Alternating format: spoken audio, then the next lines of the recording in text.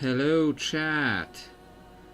Are we live? Do you hear me, chat? Let me know if you hear me.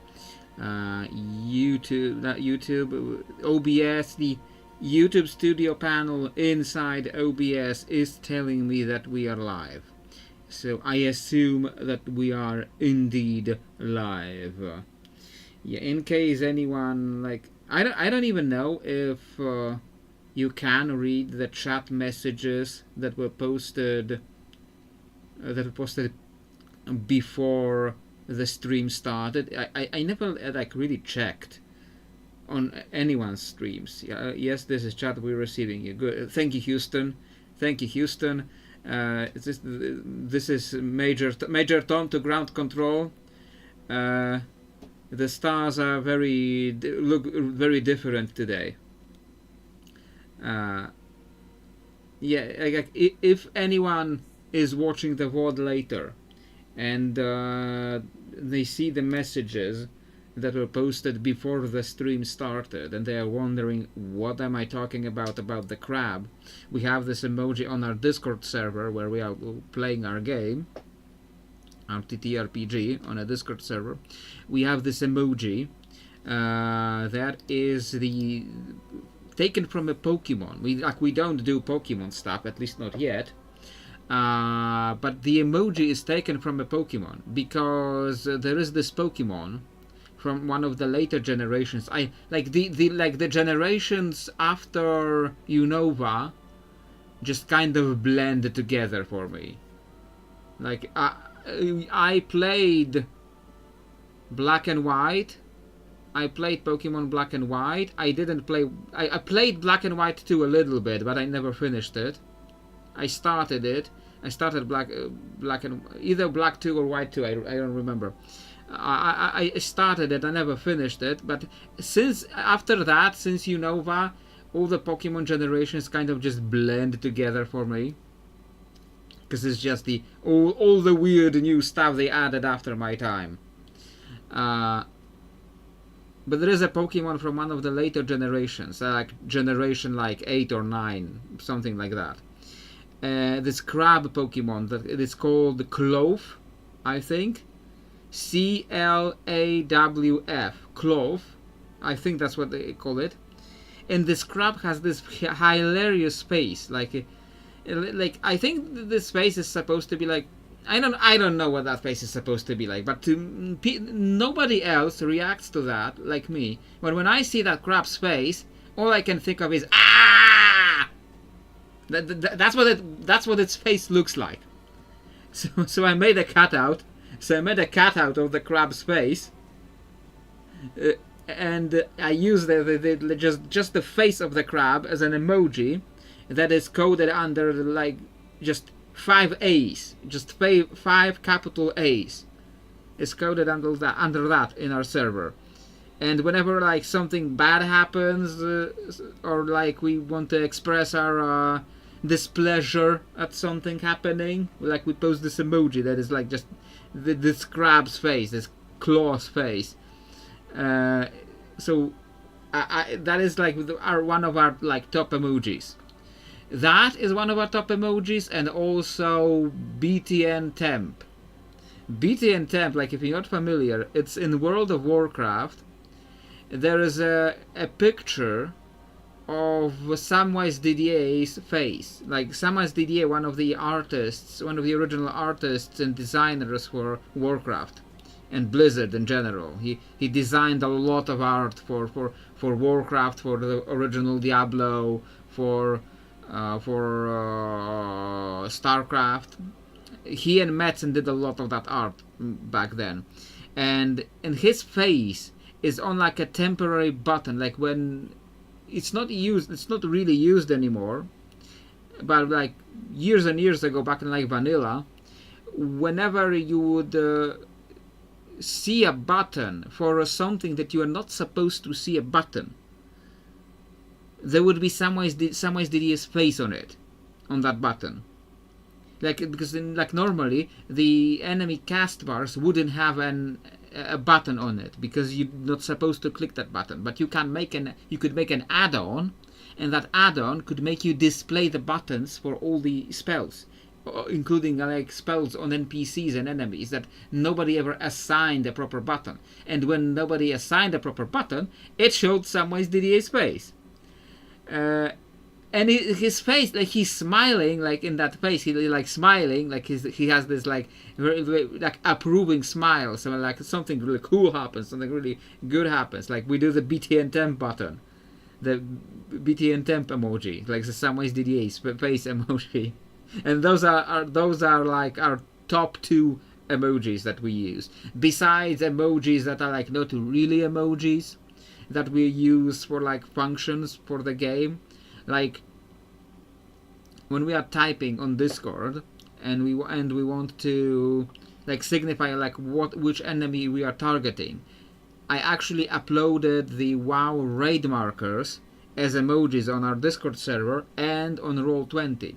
So I can mark an enemy with one of the raid markers on Roll20, and I can also mark that enemy in like stat blocks on the Discord server, or like people can say like I am targeting like gold, or I'm targeting circle, I'm targeting diamond, and they can say which of these they are targeting. So like besides these functional emojis that exist like for a specific function in the system, in the game, like BT and temp and the crab are top two emojis, and I think I will have to like upload them on YouTube so that we can use them as channel emojis, and like maybe channel members can then use them elsewhere, but like I don't know if anyone would use them elsewhere. I don't know, like if you went to another channel, like if you went to another channel and posted the crab, emoji on another channel with like comments, I assume most people would be very confused. Oh, who is this guy? This guy looks cool. He looks like the God Emperor of mankind. Only like he's, yeah, he like, because he's like kind of dead, but not dead. He's like, his face is supposed to look like a skull. His face is supposed to look like a skull, and that dude on that loading screen looked like that.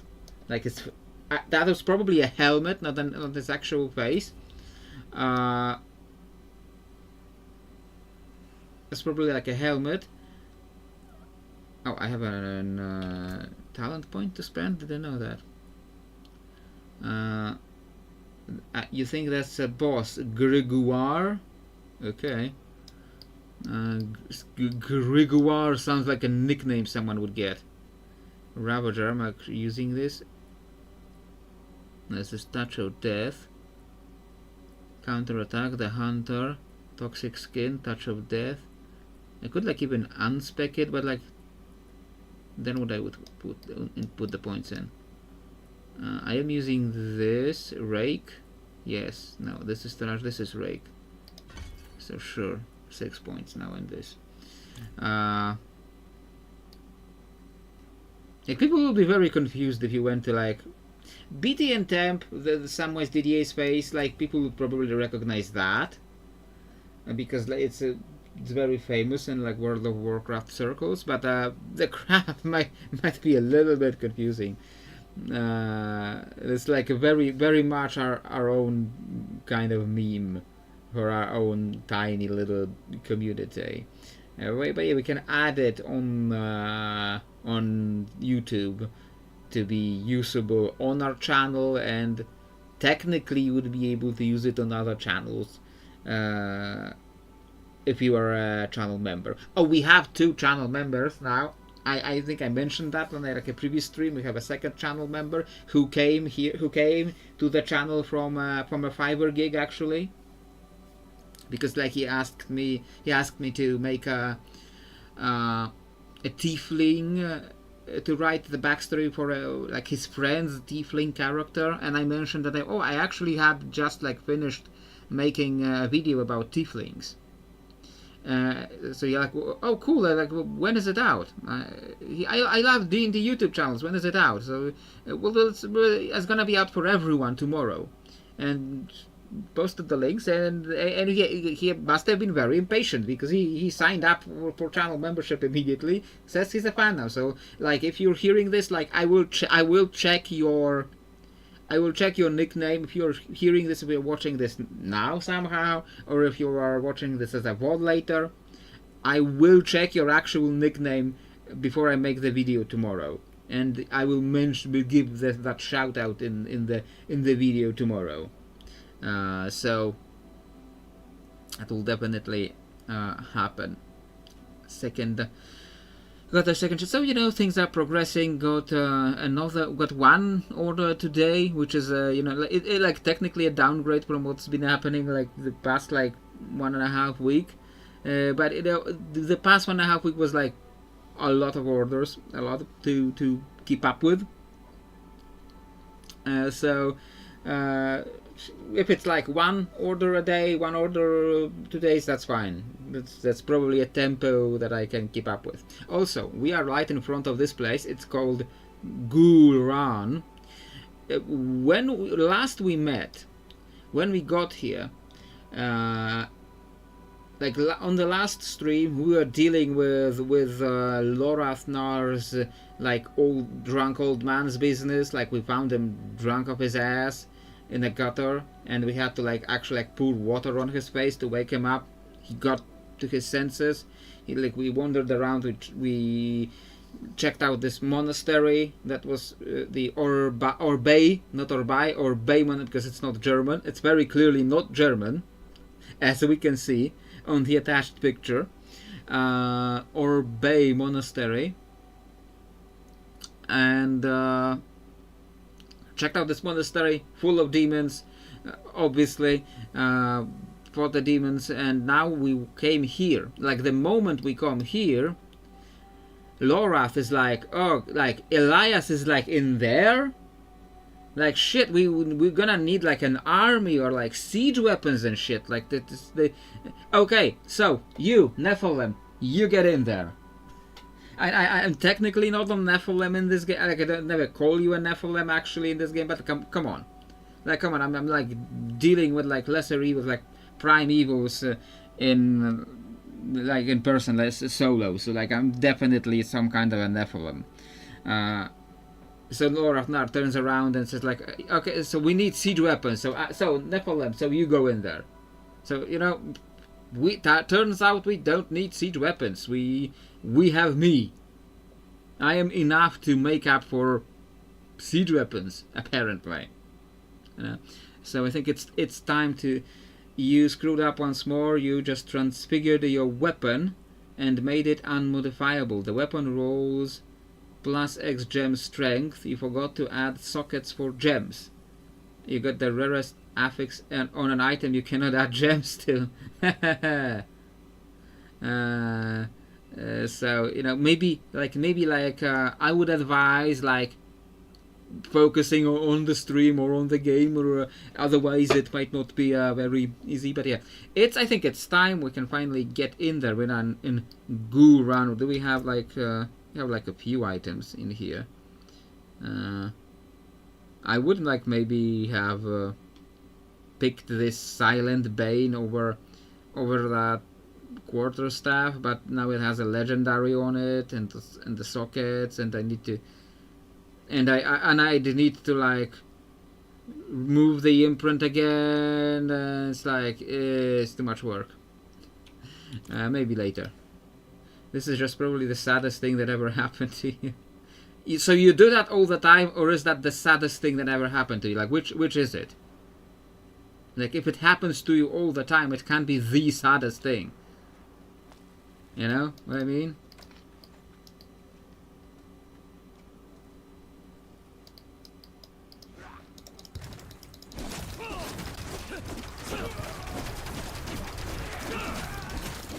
More vigor. And we're going hard right off the bat, because we started right outside what's technically not a dungeon by Diablo's own measures, but like it's kind of a dungeon, okay? I am out of vigor.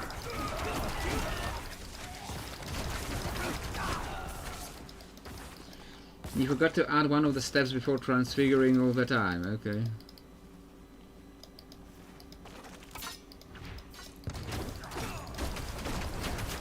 Oh, we got a rare.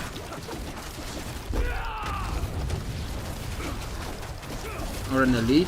I don't have enough vigor. Blue enemies are rare. Yellow are elites, I think.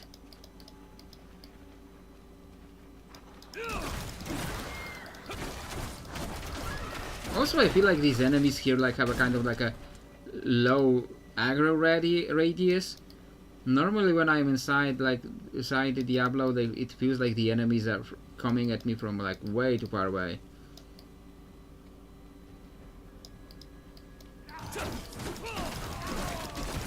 I'm low on vigor. Can I do anything to make this like hit more times? I feel like I need to hit 4 times to be able to really to kill things. I need to hit 4 times, but I can only hit 3 times. I don't have See? enough vigor. They were almost there. After hitting them 3 times, I'm out of vigor. And they are almost dead. So I feel like I need to hit 4 times, but I can only hit 3 times. So like I need to like try to either lower the cost or increase the amount of vigor I have. One of the two, or both.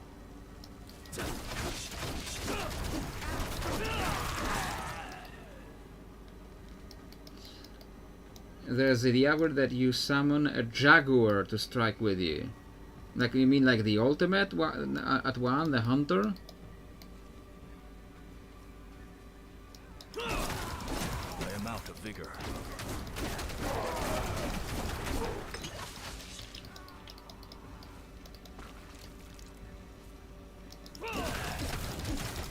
See?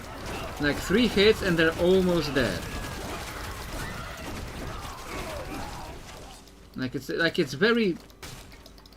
It's very consistent. Like every time I hit them 3 times and they're almost, yeah, I have been upgrading the skills, but like it feels like I need more. Like I'm gonna check like how much I would need to like lower the cost or increase my amount of vigor.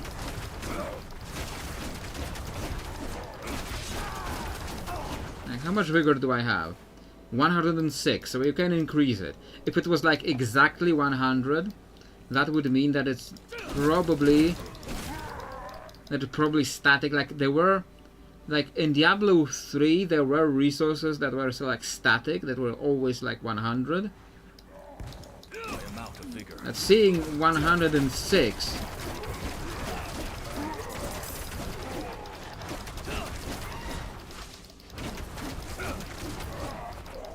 Yeah, I'll open my skills when I get like a skill point.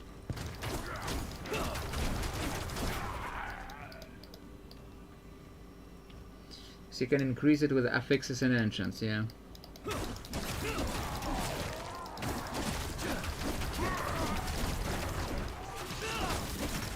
I don't have enough vigor. Like okay, like how much does it? Okay, I have more enemies. How much does this cost?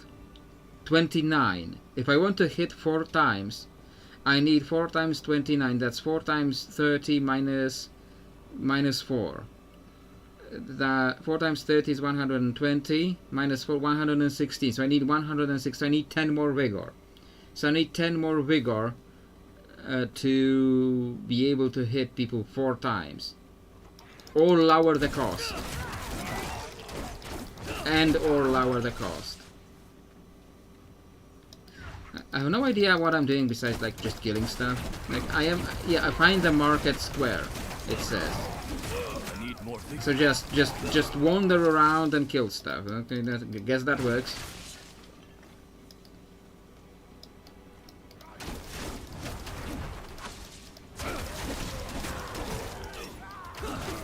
Yeah. I can change the build on the fly, but like I don't want to. I don't want to like constantly rebuild things on the fly because my brain is fucked. Okay. Okay, we got a rare.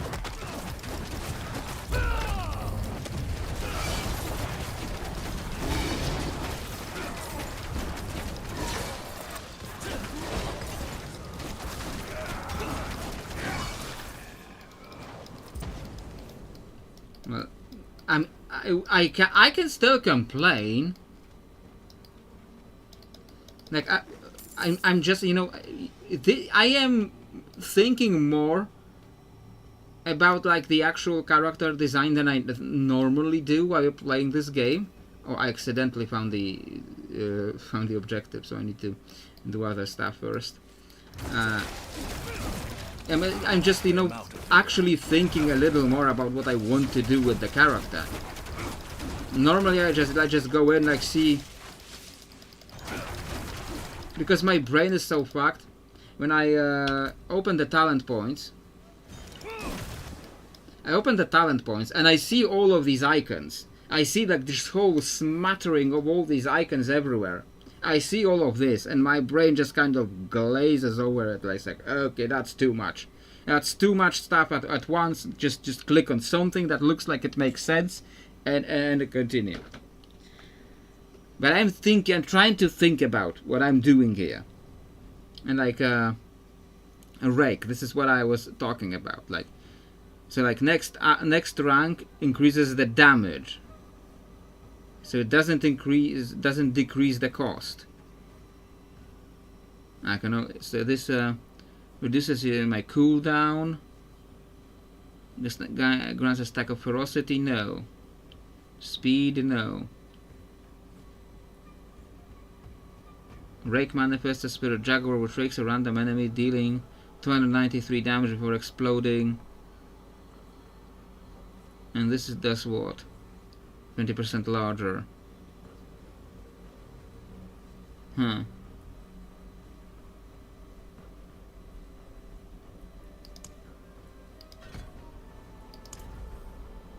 Okay. We'll see how that works out. But none of the talents really like increased my vigor or decreased the cost of the raid.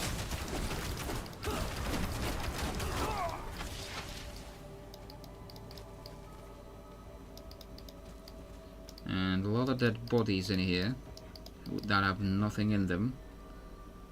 Yeah, I think I've been there because I got it explored. So what's up? Roofs. Yeah, that's generally what is up. Roofs. Talents generally only decrease the cost of skills. Yeah, so I can like decrease the cost of rake in theory. Max vigor is earned on paragon, board, or gear. Okay, so not very.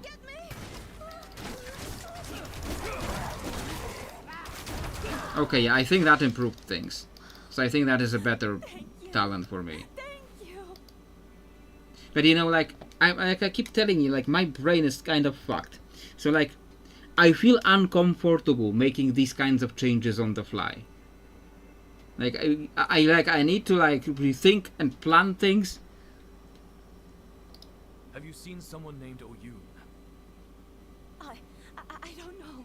The cannibals are rounding everyone up, killing, feasting.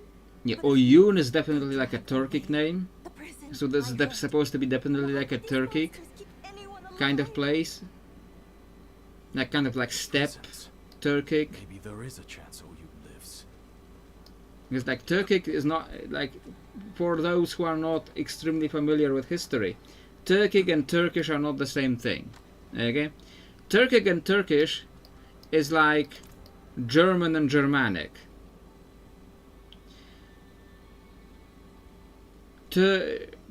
Like Germany is a country.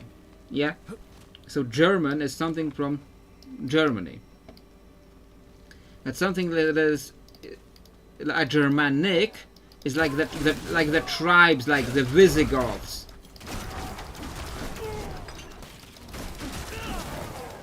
Yeah, I think things are dying much faster now.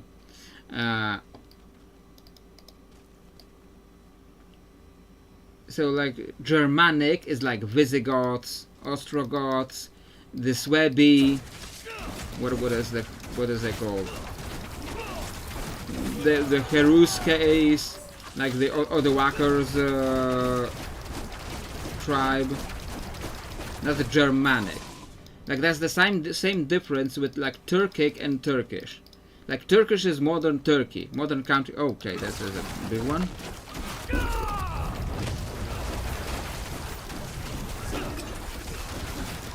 I don't have enough vigor. Now it's back to the just like it was like on the thing is on cooldown, the thing from the talent. So like Turkish is from the modern county of, I'm sorry, it's Turkey now, because Turkey decided that their country has to be named Turkey in their language. We can't say it in English. Like we have to say it in Turkish. We have to say the whole sentence in English, but then we have to randomly talk in Turkish. And sure, I'm like all for I'm like all for honoring their own self-determination. I'm all for every country being able to honor their own self-determination, but like when the change is that tiny, and they expect you to suddenly input umlauts in an English word in an English sentence, like. At this point, this is just nationalism. At this point, this is just chauvinist, just right-wing extremism.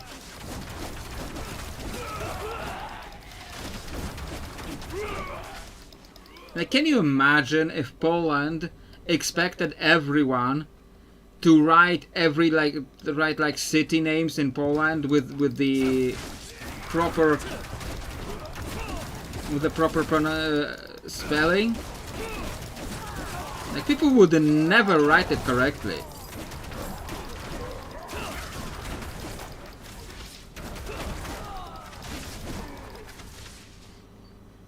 Like it was difficult enough to make the West stop saying Gdańsk as Danzig, because the Danzig is the German name for Gdańsk.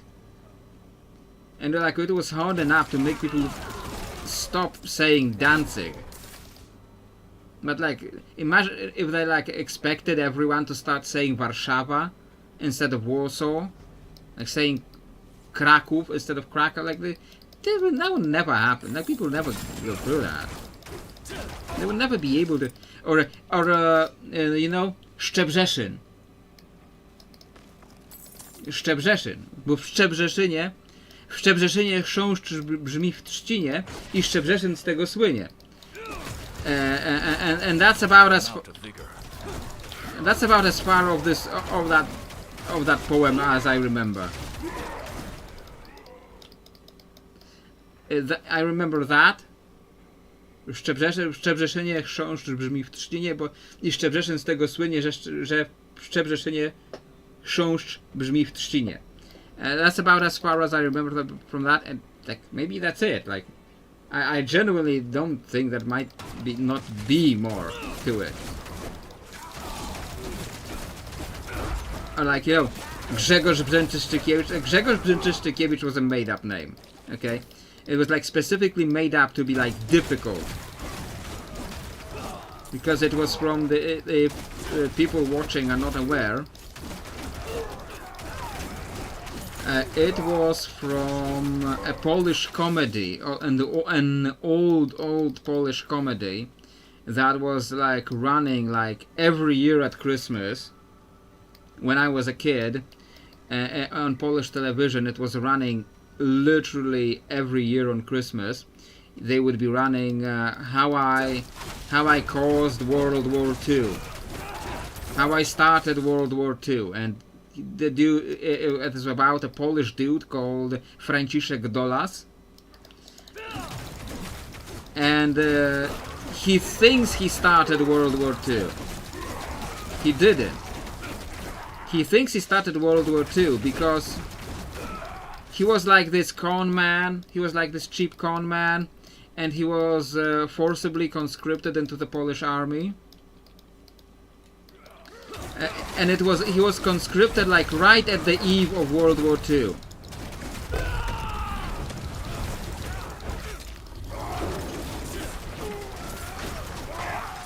He was conscripted like right at the eve of World War II, and he's on the border. He's like on the border between Poland and Nazi Germany, and he sees like a German spy on the border, and he sees the German spy, and he like, hey, you stop, and he shoots at the German spy. And at this exact moment, when he shoots at the German spy, the Nazis begin to attack Poland. They begin World War II. At this exact moment when he spotted that Nazi spy. So he, for the whole movie, and it was like 3 movies. It was like 3 parts. For the whole thing, he thinks he started World War II. And like these are like 3 movies, like 3 whole separate movies. When he's trapped in the first movie, he's mostly in Poland, but then he's captured. He's in this POW camp, and then he escapes the POW camp with his friend. He escapes the POW camp with his friend, and they see a train that they think that goes to Strasbourg in France, in Lorraine, in France. They see this train going to Strasbourg in France. But then they get on. They also have adventures on the train. They have to pretend they're cows because they're hiding. They're hiding in a train container that is full of like cows and bulls. And the Germans are checking the train cars, so they have to pretend they are these 2 angry bulls, and they're going like, and they're like hitting, like banging on the door. So the Germans think like, oh shit, there's like 2 angry bulls in there. I shouldn't be doing this. I shouldn't be getting in there because then. Because then the bulls will come out and will hit us, you know. Then they leave that train. They look around, and like everyone is dressed in like these dirndls, like the Oktoberfest get up. Everyone is dressed in these dirndls, and they're looking around, and his friend looks at Dolas, and he tells him, "No, you idiot! We're not in Strasbourg. We're in Strasbourg, in Austria. We're in frickin' Austria, you idiot!" So that's when they get out of Poland. Then he's like separates with his friend, and I don't remember the whole chain of events, like the whole list of countries that he goes through. But he goes through like a lot of different countries through the whole 3 movies. He goes through like every major front. He goes through like every major World War II front. Until he returns to Poland in the 3rd movie, and he doesn't even realize, because at the end of the second movie, he jumps out of the plane on a parachute. He jumps out of the plane in a parachute, and he like his parachute gets stuck on a tree. His parachute gets stuck on a tree, and he can't get out of this harness, of the parachute harness. He can't get out of it, and he's hanging from the tree, and he's afraid that like if he drops out of that harness, he's gonna break his neck and die. So he's just hanging on this tree, but this tree is in a monastery in Poland, but he doesn't know it's Poland. When the Polish monks wake up and they see this, first time one monk sees him on the tree, sees him with the harness, with the parachute, and he thinks it's an angel. But then they see like some soldier parachuted onto their Polish monastery, and they think it's Russians. They think he is a Russian. So when he wakes up, the monks, the Polish monks, speak to him in Russian. And so he thinks for a while he thinks he's in Russia, and he starts talking to them in Russian, and he thinks like, okay, I can use use Russian help. Like, by the way, that is weird that the dude who was serving in Polish army in 1939, that he's like so eager to meet the Russians, because the Russians invaded Poland in 1939 too. The Soviets invaded Poland on September 17th, 1939, because they did the whole. What is that noise?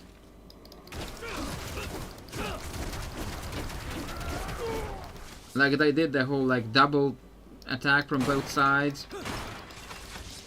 So no, he shouldn't be happy that he's in Russia.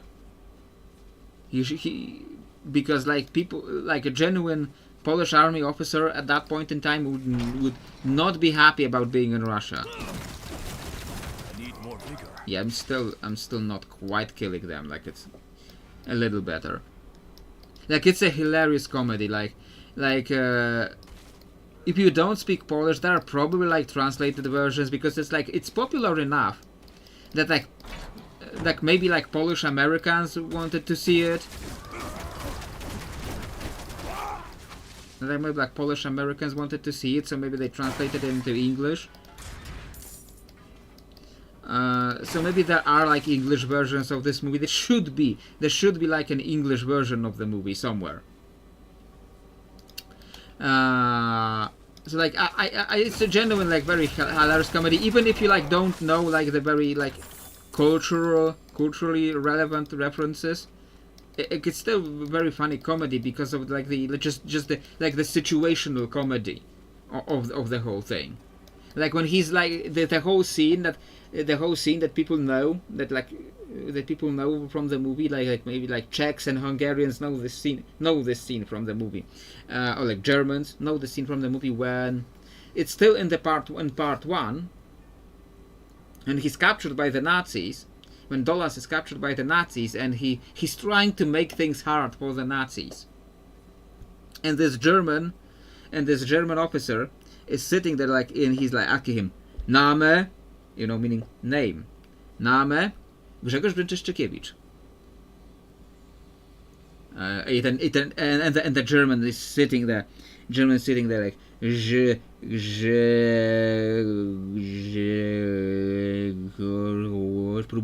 he's trying to write this down. Brzęczyszczykiewicz. The Nazi is like freaking out. Finally, like hits the table, screams at his like his like not a friend, his like subordinate. He's screaming at his subordinate to do it instead of him, because he's tired of trying to spell Polish names, fake Polish names.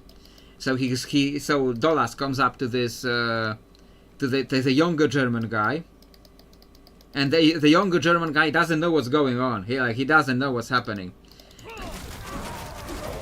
So this very eager young German guy is sitting down. Name Grzegorz Brzęczyszczykiewicz. And the young guy is like, wie? Like, how? The young German is like, how? Finally, the young German, after a while, like a couple of scenes happen, the young German finally is done with it, and he like sighs, like he wrote out this very difficult Polish name. Geboren, where were you born? And Dolas goes without skipping a beat. Chrząszczy Żebuszyce, powiat Łękołody. And the door, I must find the key, okay. Oh, this is also locked. Everything is locked here, okay. But that is unfortunately also when they found his real... Unfortunately, that is also when they find his real documents. And then the older German like finds his documents and shows them to him, and Franciszek Dolas. reads it to him, and even so, like, even if you don't get the cultural references from Poland from like 30-40 years ago, I don't like, maybe 50 years ago, like, geez, that movie is super old. How old is that movie? Let me quickly check.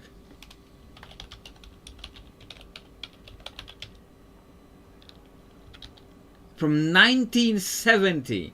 This movie is from 1970. It's old. It's older than Star Wars. This movie is older than Star Wars, and it's like almost older than Doctor Who. Like that's how old it is. But like it was made even more popular when they made like a colorization, because originally, like, at least one part of the movie was originally like, I think all of it was originally black and white. I am out of vigor. And there was like a big new when I was a kid. When I was a kid, it was like big news that they made a colorization of this movie. Ah, now we got the prison key. It was like very big news that they made a colorization. Like, they made a color version of this old movie from 1970. And because they had like a lot of the data for like what is supposed to look like what. You're pretty sure you heard of it. Yeah, I posted, and on our Discord server years ago I posted clips. Like the clip from about the clip with the Grzegorz Berczyszczykiewicz. No, I'm not ready yet. I can eat more. I posted that clip. Butter. I'll taste better, right? Please, let me eat more. Now this is a place where you would expect to see the butcher. This is definitely where you would expect to see the butcher. Like this movie was very popular in Poland. At least like when I was young, and when they made like the color version. Off came a finger, out came an eye. And even if you don't get the cultural references to communist Poland from 1970, I said like it was weird that he was happy, and then in the third part of the movie that he was happy that he was in Russia. It was weird. It, like, when you know anything about history, it should have been weird. But he was happy that he was in Russia because it was made in Poland in 1970. So you gotta remember that in 1970 Poland was communist.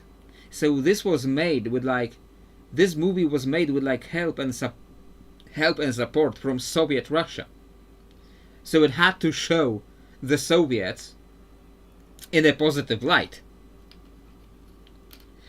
So like a genuine Polish army soldier from 1939 would not be happy about meeting Russians. But because this movie was made at the time and place it was made, it resulted in like kind of like propaganda, a little bit of propaganda bits in it.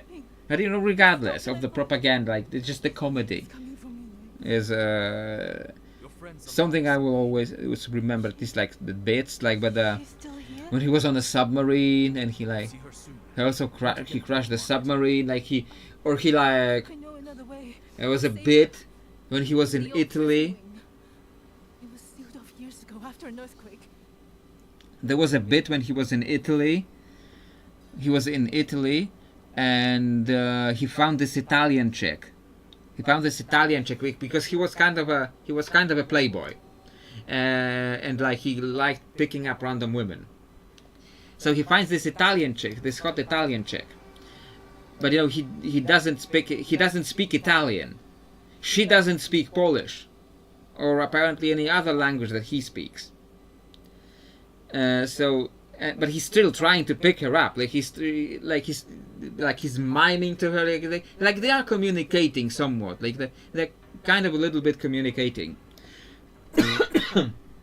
And he's singing, and he's like dropping off this German uniform they put on him. Like as he's singing and he's like taking off the German uniform, he's throwing it behind him without looking what's behind him. And meanwhile, like, down the cliff behind him is a German army. And he's dropping these clothes behind him. And he's dropping them right on top of the heads of the German soldiers. And finally, the German commander notices what is happening. He notices these clothes falling on the German soldier. He looks up, and they notice Dolas up there on the cliff, and then he barks the orders to catch him again. Or Where did the cannibals come from? The wall ahead. That used to be the entrance to the old prison wall.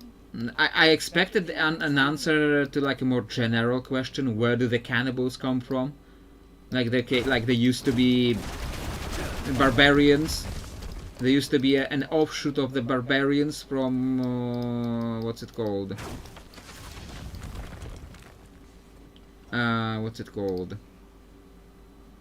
Harrogath, from Mount Arreat. I am still almost killing things. We'll get through. Stay close.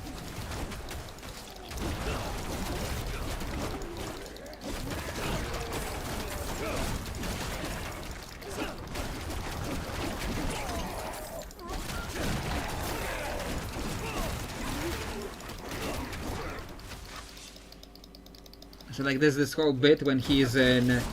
He somehow, I don't remember how. Okay, I think he was on that submarine. He sinks that submarine. He sinks that submarine. He escapes from the submarine, and he ends up in the Middle East. He ends up in the Middle East somehow, and he gets recruited into the French Foreign Legion.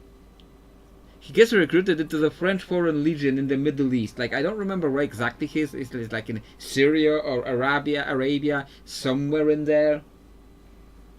It's like somewhere in there. Like, he gets himself recruited into that. And he actually becomes their cook.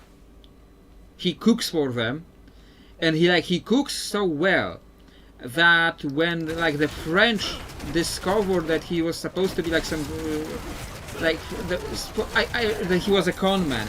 I think the French discovered he was a con man, and they put him in prison, or he lied about his identity. That might be like I think he lied about his identity, and the French imprisoned him for it. But then all the soldiers from the Foreign Legion that he cooked for, like the soldiers just riot.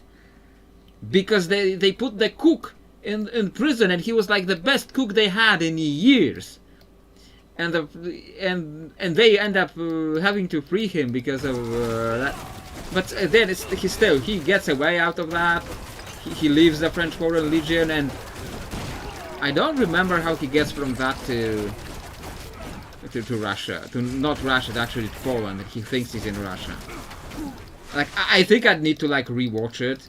I think I need to like rewatch it because like I'm remembering just like small bits of the movie. And it was like you used to like see it literally every year at Christmas. It was like Home Alone or Die Hard.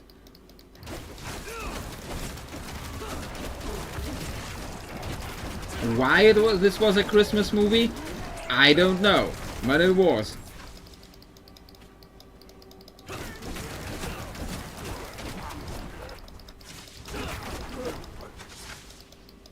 I don't even remember what train of thought led me to this. How did I get to this train of thought that I'm talking about? I'm talking about an old Polish comedy from the 1970. I was talking something about history.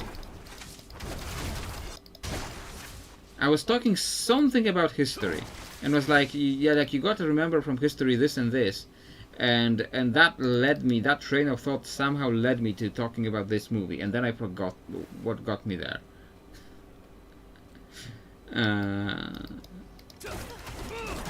So that's kind of like a Turkic not being Turkish, yes. Turkic not being Turkish and German not being Germanic. Yeah, because like there's also the history of Turks. There were Turks in Anatolia since Manzikert. I can't stop my hands from shaking. There were Turks in Anatolia since Manzikert, since 1074. Since 1074, since Manzikert, there were Turks in Anatolia. But these Turks, these were Seljuk Turks. These were Seljuk Turks, and the Seljuks, like they arrived like Akkoyunlu and Karakoyunlu was much later. This Akkoyunlu, Karakoyunlu, like 14th, 15th century.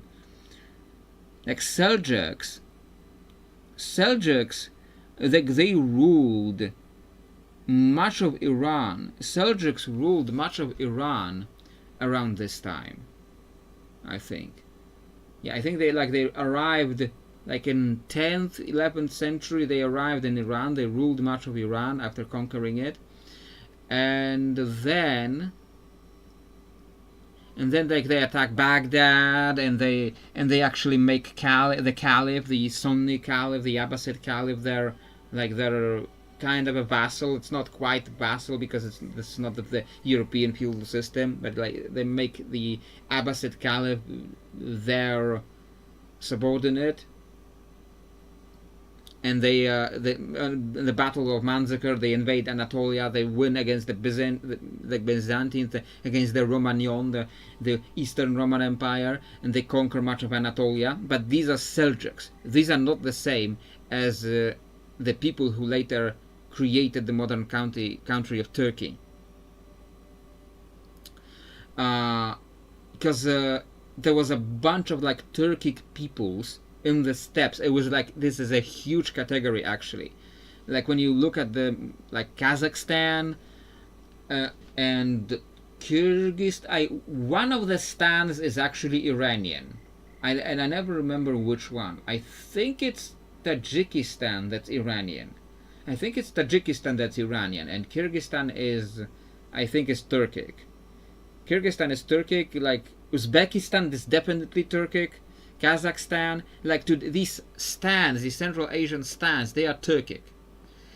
And like, but there are a lot more of these Turkic peoples in Siberia, because this is where they all used to come from. And they are like kind of related to the Mongols, because they used to mix together. And a lot of the Turkic peoples are look East Asian. A lot of the Turkic peoples look very East Asian. But you also have like modern day Turks who look very, very Middle Eastern. They are related, but they look very different, because this is the thing with the steppe peoples. They look like their neighbors. Even if they're related together, they look like their neighbors, because they raid their neighbors, and they kidnap the women from among their neighbors and bring them back home, and then they have children with them against their will, if you know what I mean. And that's why the Turkic peoples closer to China look closer to Chinese. That's why they look more closer to Mongolian or Chinese, because they have taken Chinese women at some point, not just Chinese, but East Asian women at some point. And the Turkic peoples in the West look more Middle Eastern, because they have taken the more Middle Eastern women.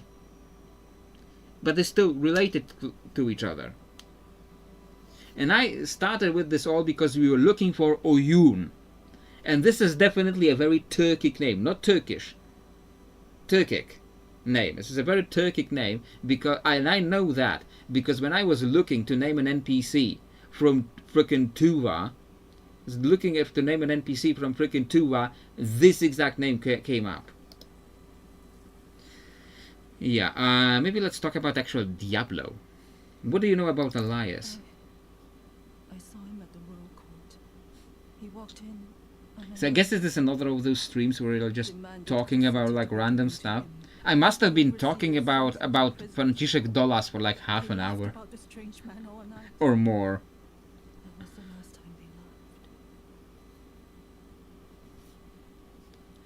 Who are the overseers? Royal blood. Ruled Quran for generations.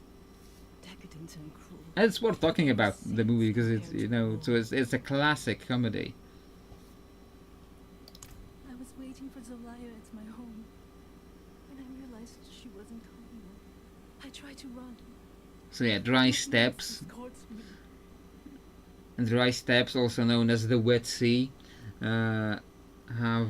dry steppes have really leaned onto like the Central Asian Turkic thing. Okay, now escort her. Okay, let's hope she's not actually under threat.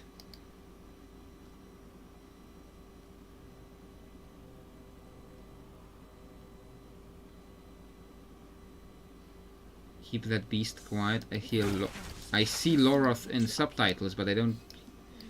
Here he is. Wait, Loroth, there's like loot. There's like vases to crush, containers. Yeah, like so. Like wait up, Loroth, for a second. I need to pick shit up.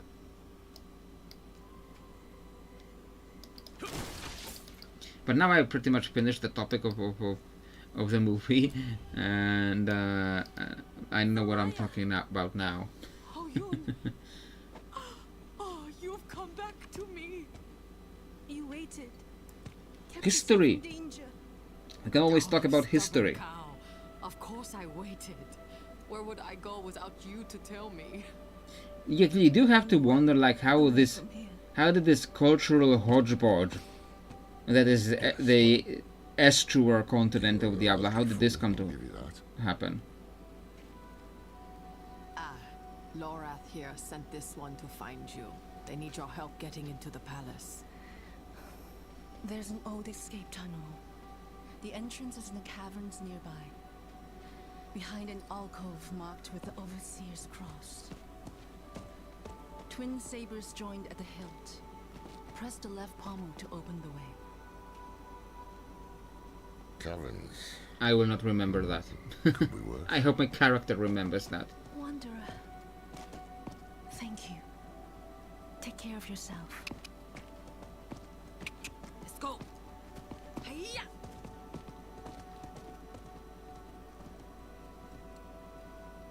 I think that was the merchant's. You learned very many new things again. About what? About Turkic peoples, or about the movie? How I started World War II.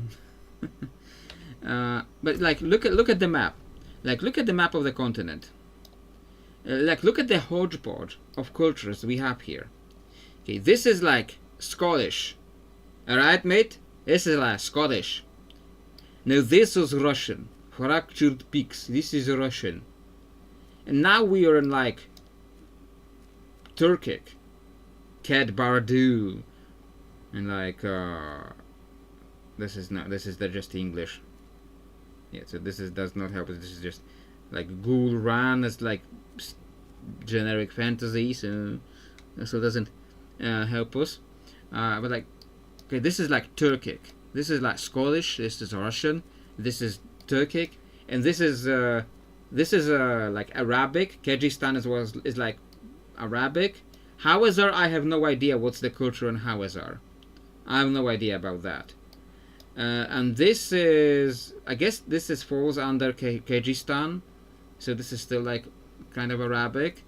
But then we have under the Arabic continent, Arabic zone. Now we have the like jungles, like the South American / Deep African zone. You don't remember Hawazar, okay? Now, and then we have Skobos, which is like Greek. So we get like Greece, Africa, Arabia, Central Asia, Russia, and Scotland. Okay, so I can see how it goes from like Russia to Central Asia, and from Central Asia to Middle East. So that I can kind of see. But then how that goes from that to like okay, so like from like Middle East to Africa. If okay, so I guess kind of see that transition, and then from Middle East to Africa. But then you have Greece, south of all of that. Like, how does that happen? So what is Hawazar? If this is like, if this is Russia, like if this is Russia and this is Central Asia, and this is Middle East. So what is this Hawazar? Russia, Central Asia, Middle East, Africa. So what is like? This is like, and Hawazar is like a swamp. Hawazar is like a swamp. So this is what? Like Finland? Finland is more like forest, but there's a lot of lakes.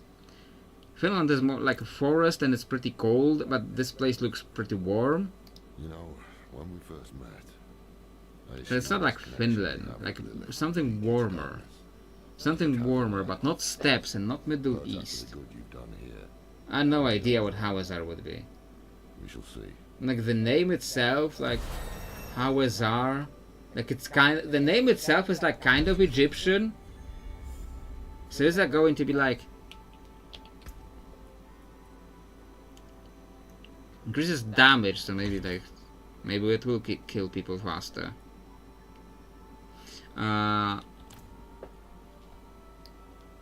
Speak Lord of the entrance of the awful pits.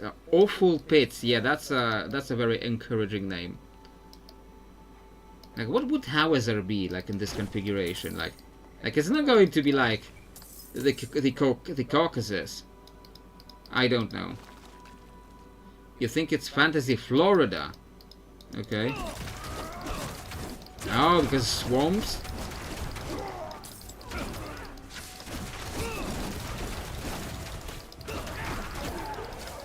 Like Florida or Australia? No, Australia is more desert. But yeah, maybe it is Florida. But like culturally, like what's the culture? What's the culture there? Because like we got like languages, like not languages but like accents. We got like Scottish accents.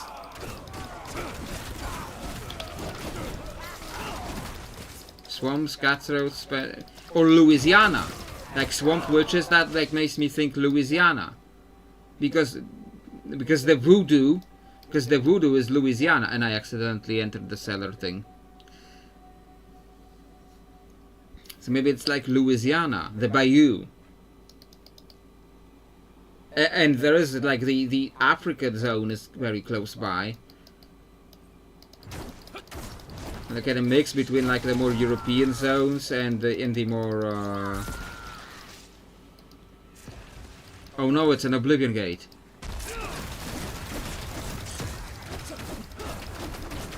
And the only NPC I remember from Hawazar is Danica. And Danica doesn't really tell us much.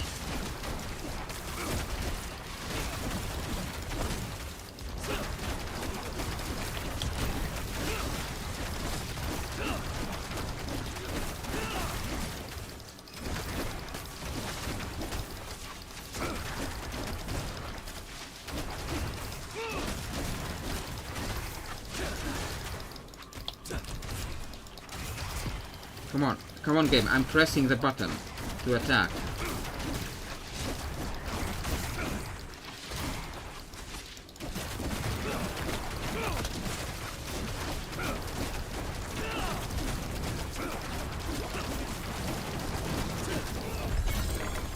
Oh, I got legendary pants.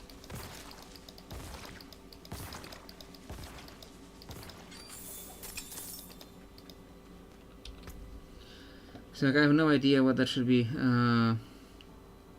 Each different basic skill you use increases all your damage by 62. But it doesn't have like the life on hit.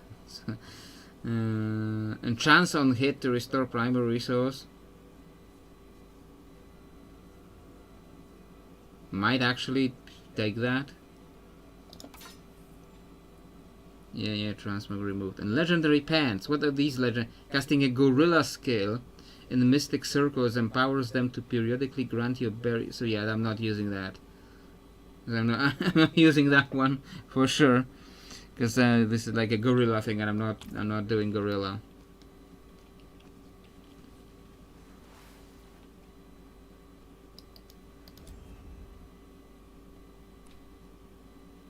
So like if it's like Hawazara is like between like the African influence and the more like European zones that are like Russian and Central. I can see like it being like kind of the Bayou, Louisiana voodoo stuff.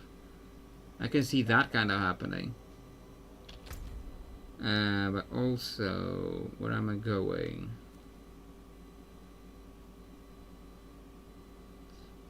I think I need to get rid of some of the stuff. What was the T? Yes, T.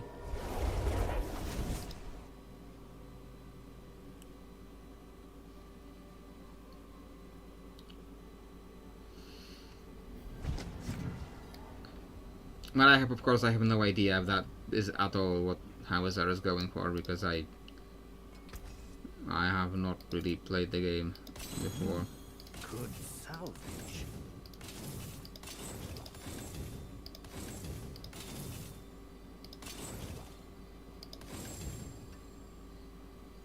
Doom Omen.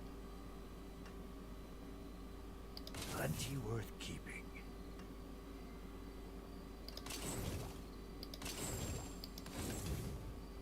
Silent Driver. Like, do you see those names on these items sometimes? Silent Driver.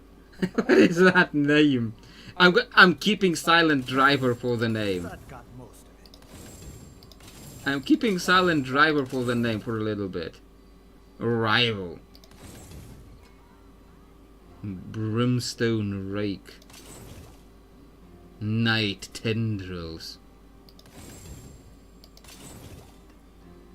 Yeah, I might as well dismantle this because I'm not gonna use this. Yeah, and it got me more baleful fragments.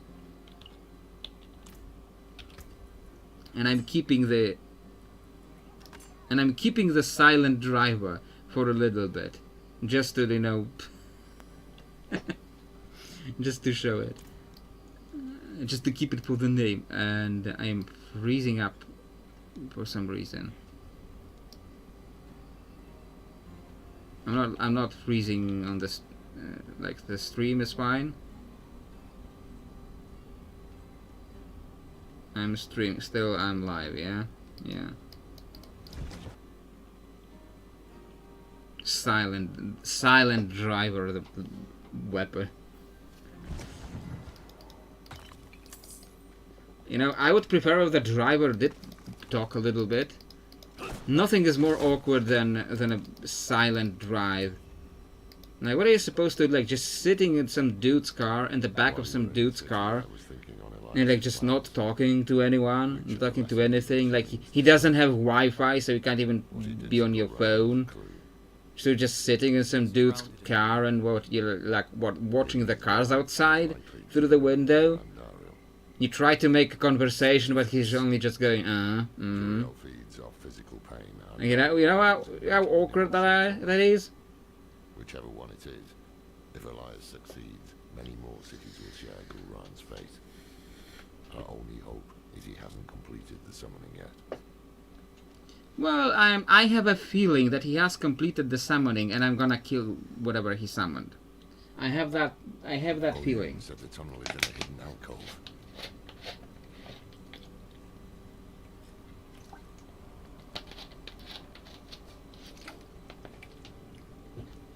Chat, you tell me, where do I get followers? Because I have seen screenshots of the game, and I've heard about like the followers you can get.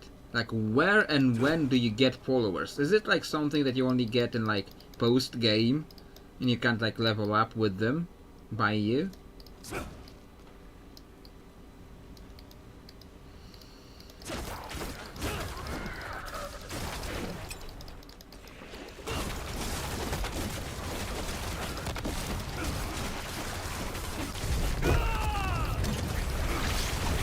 Vessel of Hatred expansion. And that is the first expansion, yeah?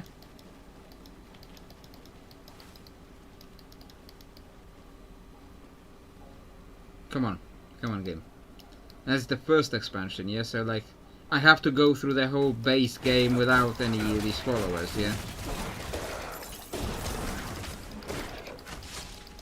Do you also, like, on like repeated playthroughs with new characters, do you also have to go through the whole base game without the followers?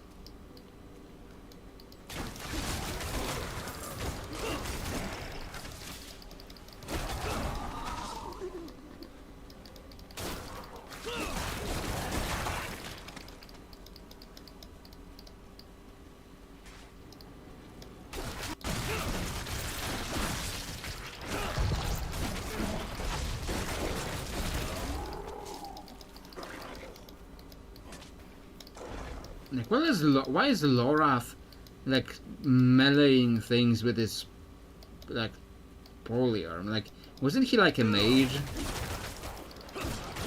Like, wasn't he like a Horadric scholar? That shouldn't he have like some spells? If you play the base game again, yes, but on the if you play end game from level 1, no. So like, let's say I finish the game as the Spiritborn, and then start a Necromancer or a Warlock, and play as them from level 1. I assume I do not get the followers.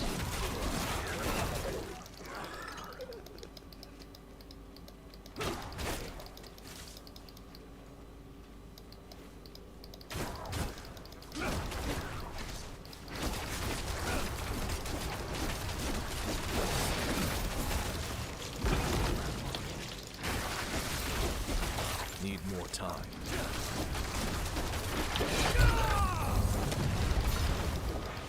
I pressed that too late.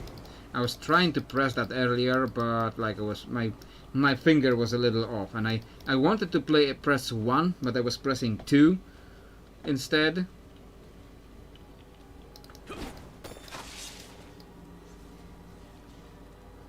You don't get them because they are unlocked in campaign, which you wouldn't have completed the level 1 base game. Okay.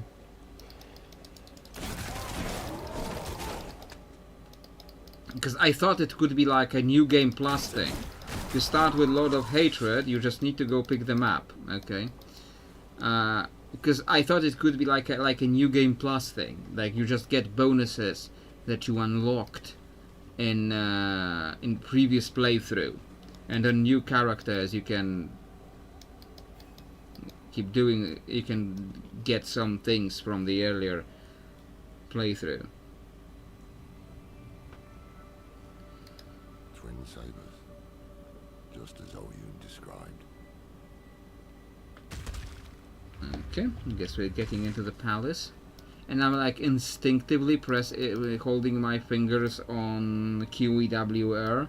Like on WASD, like WASD on this section of the keyboard. I'm instinctively keeping my fingers there, but I actually need 1, 2, 3, 4 in this game, so that's a little bit disorienting.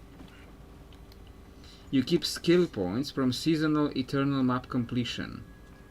Okay, so but I'm not doing like other new characters. On new characters, do you keep the Why do we stay here? Need skill points? more meat. And you will have it once Elias has finished his grand work. What work? You will see soon, bro. The seeds we have sown will bear fruit. Gulrun will be reborn, and so will... What work? Elias, he is poised to summon Andariel into the world. Yeah, I'm getting the feeling that I'm Will fighting lift us to Andariel. new heights. And of course, you will have more meat. I want to watch. Also, this guy is huge. Great Bro, you will be the He's like literally ogre-sized. Like he's literally just a human, but ogre-sized. And like and he behaves like an ogre. Andariel. Like, I know that Blizzard art isn't very realistic, and he has these very oversized proportions. Sorry. I know that Blizzard art has these very oversized proportions, but this dude was just straight up ogre-sized. And how? Why? Who knows? It's just, this guy's just huge. Absolute unit. That is that still a meme? Is that still a meme, or is that now dated? There was like a thing, like a couple of years ago. Maybe like not couple of, maybe it was like a year ago. I don't remember anymore. Eterna has the map renown instead. Yeah, I noticed the map renown, and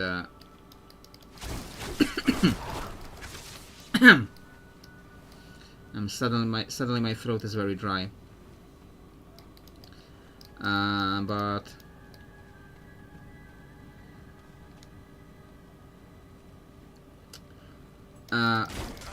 he was like, I know that Blizzard's art is like very not very realistic, like it's very oversized, but when you get a dude who's just inexplicably, like for no real reasons, in a cutscene, in a story cutscene where it should look like more, you know, believable, a little bit more believable, and you get in a story cutscene and the dude is just the size of a freaking house for no reason.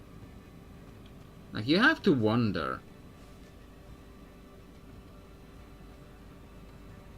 Like, maybe these people should not be that huge, you know?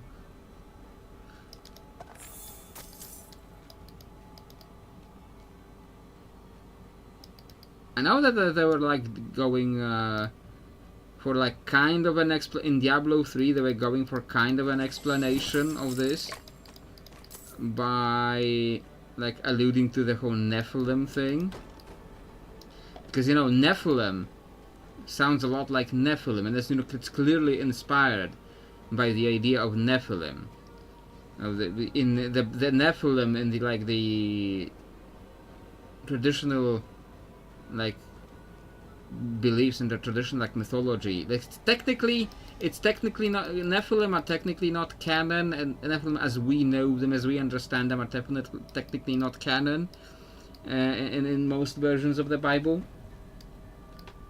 But like it alludes to this idea of the Nephilim, this giants, the men of renown, the giants, the men of renown, the children of fallen angels and humans. Only you know, here it's children of angels and demons, because they humans came from them. So like it alludes to this idea of the Nephilim.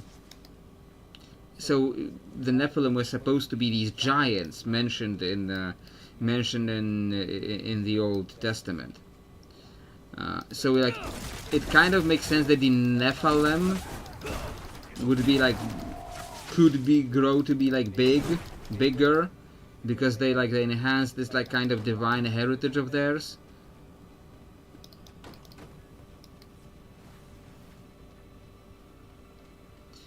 But this guy, like, I don't think this guy is a Nephilim. It's just, this guy is just a huge for no reason.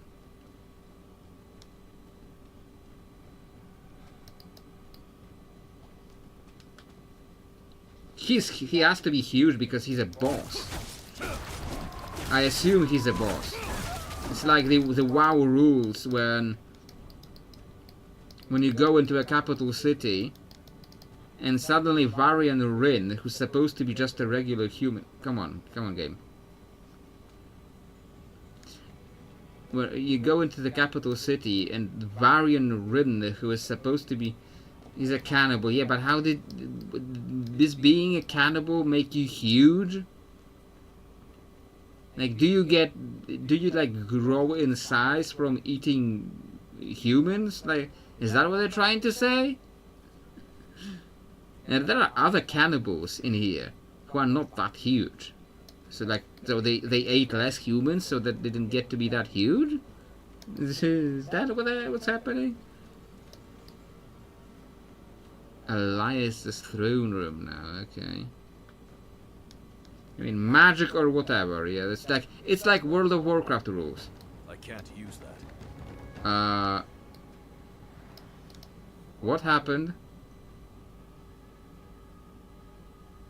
I think I left, and it led into eating enemies gives you their strength, so maybe the cannibals do that too.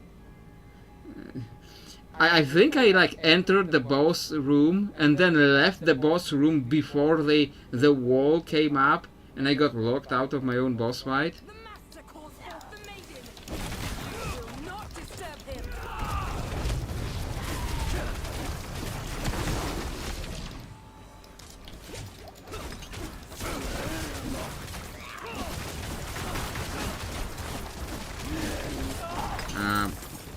So that was a quick boss.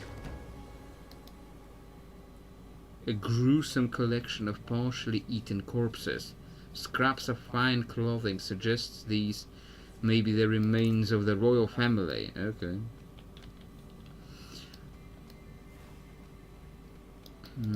So, yeah, this definitely might be the royal family.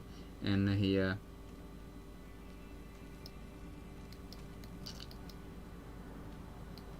Ward of Sealing.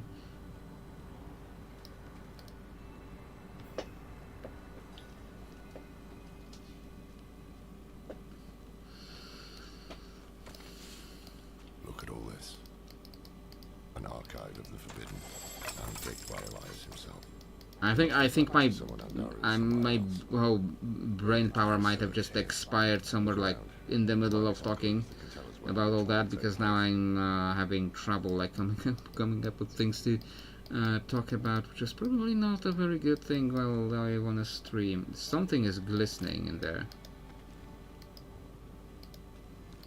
Okay, what have you I found? recognize many of these books. You must have stolen them from their Roderick vault. You're like, why is Lorath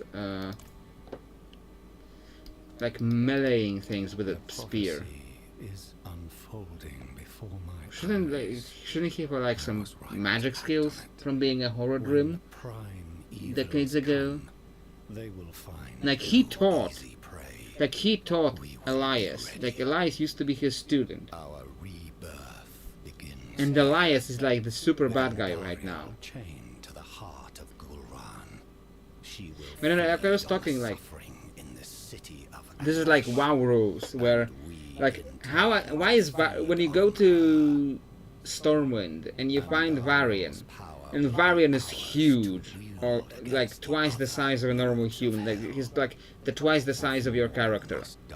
And why is Varian that size? Like when he's like actually in a cutscene, he's normal size. He's the size of a normal human when he's actually in a cutscene. But then Chronicles of the Eternal Conflict. Blizzard didn't have the technology to code the magic. Like, I'm sure they had the technology to code a lot of other kinds of magic in here. So, Grimoires of Diablo, Baal, and Mephisto. What were you looking for,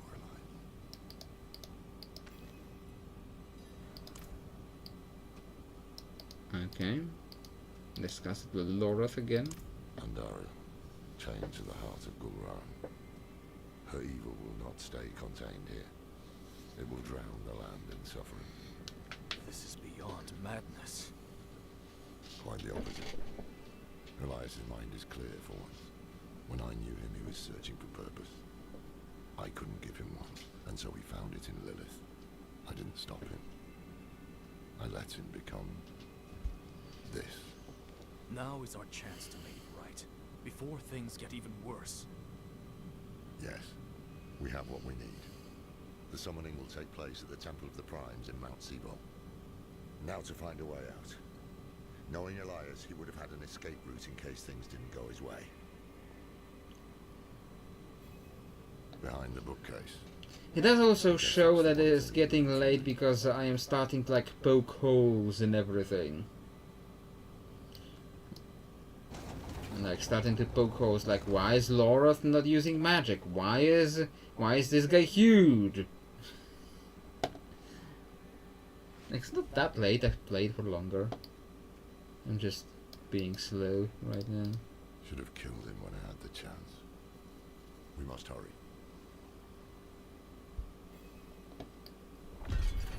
Okay, what is this place like? This feels like a boss area. Is this where Andariel is going to drop? Because this looks like a boss area, but it's just carnage. Lorath is not using magic for the same reason Neyrel isn't. So what is that reason? Blizzard was too lazy to code. Okay. Path of Stray Souls. Okay.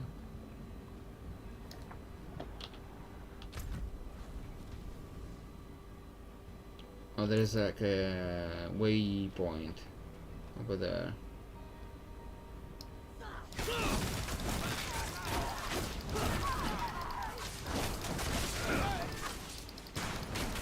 Now this guy's kinda big. The guy that just disappeared on me.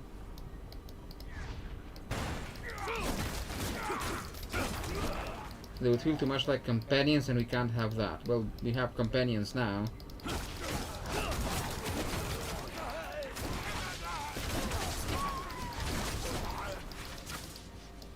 Well, at least in our game, in our TTRPG at least, we could... do we have a lot of stuff to dismantle and stuff? We could like dismantle some of this stuff.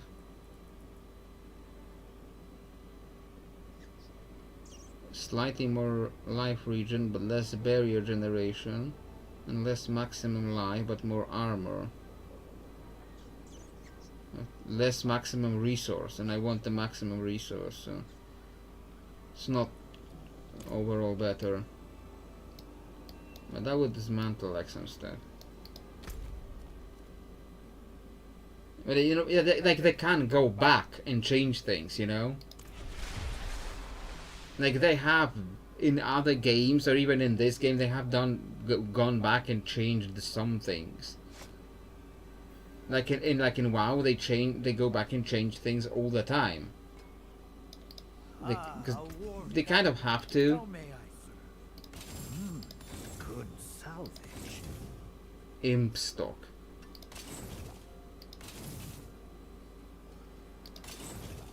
You know, but like still like features that sell, but and like features that are just upgraded. Yeah. You know, this is something that Paradox does well. No, not really. They are overdoing the DLCs and the cost of the DLCs way too much. But something that Paradox does well is that with every like patch, with every expansion, there is a free patch that adds some features. That adds some features to the base game. So like some things that are just kind of necessary to work, for the game to work properly, even if you don't have the expansion. Like they made the expansion that added China, so they kind of had to add China to the map, even if you didn't buy the expansion, or otherwise you wouldn't be able to play on the same map and be able to play in the same game, you know. Because there is like multiplayer in the game, and like there is the thing. Also, what I also like in Paradox games is that if you are playing in multiplayer with someone who has DLCs that you don't, it's like you do have those DLCs. Like while playing in multiplayer with them, you get the features from those DLCs. Somewhere in this. And like I think that is something, and I think that is something that other companies could learn from Paradox. Simply walk in. Elias was researching something about shrines to Mephisto. Took them half a season to fix the season of Mythics. Okay. Like I'm not up to date with all the drama of all the things that like Blizzard is doing or not doing with Diablo 4. Inside the temple, I will take the risk. Like, I'm not up to date to like Grail Shrine is close. all of that We'll stuff. start there. I'm still just enjoying playing the like the base game. And hey, we got an entire new crossover with Overwatch you can test your wallet on. Yeah. These crossovers. Like, Overwatch feels like a very odd one, so like I have no idea what was going to be next. I mean, Blizzard is under Microsoft now. And so is Bethesda. The game is fun and everything, you're not saying it's not. I feel a bat coming.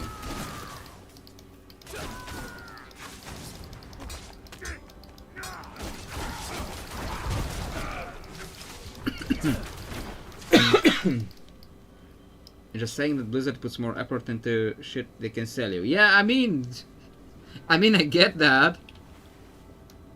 I get that when they can, you know, get money from something. Of course, they want to do that. Like, I wouldn't be doing the gigs on Fiverr if I wasn't getting any money out of that, you know. Like, it's only natural that you want to get money. That you want to disregard females, acquire currency, like in the meme. When Lord of Hatred launched, the season, shorter than usual, was generally well received. Okay. Baal, Lord of Destruction. His influence has launched every war in history. Never once has he tired of conflict. Speak his true name. Tor Balos. Tor Balos. What do I have to... Like, he said it too. Why do I have to say it? You alright? Followed instantly by a season that was probably shut out on a meeting where they said, let's repeat an old season everyone hated and make it worse. Okay. Diablo and then Mephisto. Stay strong. Well, maybe when I get back, maybe when I get to the end of the game, maybe then I will complain with you. But right now I'm just, you know, right now I'm just happily smashing stuff.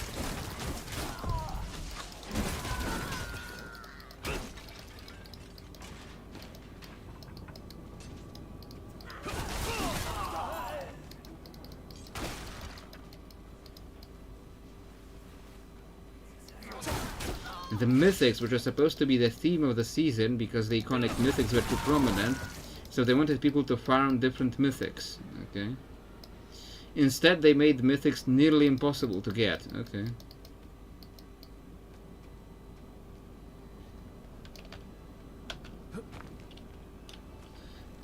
My fingers are still gravitating towards WASD. I need to remember to put them on 1, 2, 3, 4. So they made a quick change that you can transmute an item into a mythic using the cube, but you get a random mythic from the slot. Diablo. Lord of Terror. Every mortal fear, every nightmare. He is the root of it all. Always has been. Speak his true name. Al Diabolos. Al Diablos.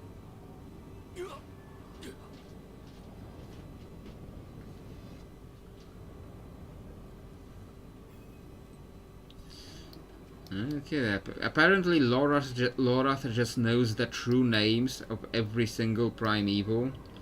And like, shouldn't that give you like power over them? Like, isn't that what true names usually supposed to give you? Like a power over people?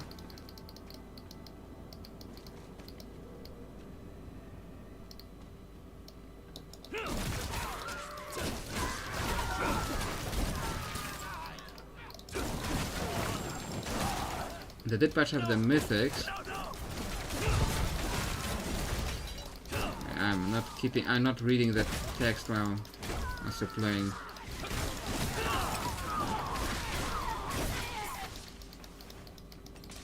They did patch up the mythics and they removed the stupid only one crafted mythic limit, so the season is more fun now. Okay. We'll see what's happening by the time I get to the end game. Like, who knows what season is that going to be? Like, I think... Like, how long do these seasons last? How many months? How many months or weeks do these seasons usually last?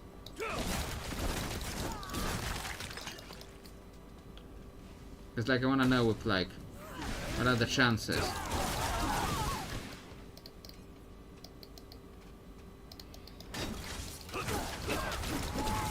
I think I'm gonna finish the game this season. From the tempo I've been having. From the pace. From the pace I had so far, I think I will be able to finish 60 to 70 days. Huh. Maybe not. We'll see. I'm in like Act 3.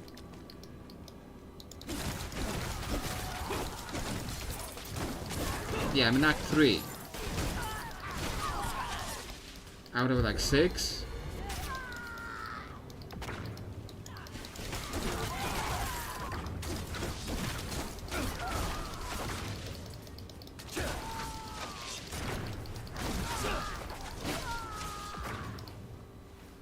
$90 days of season, 60 days left in this season.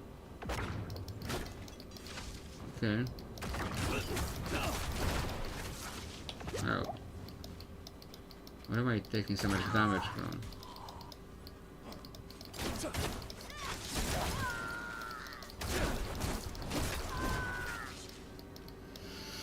So 60 days left in this season, and I'm in like Act 3, so I can probably finish this before the end of the season.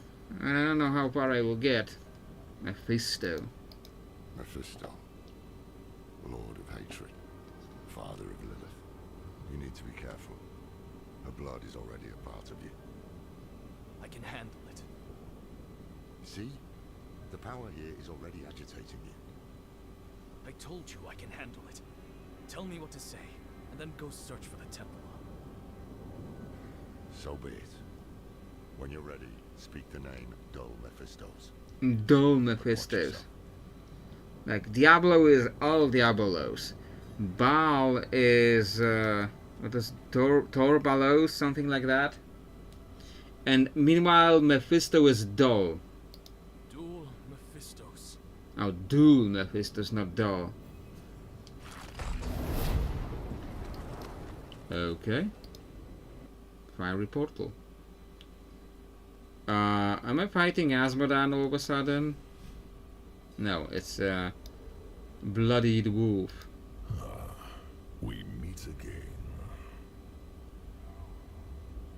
Mephisto. I know who you are now. Yes, but that doesn't mean we can't help each other. That mortal Elias seeks to use the power of the Primes for his own ends. No one knows their place anymore, do they?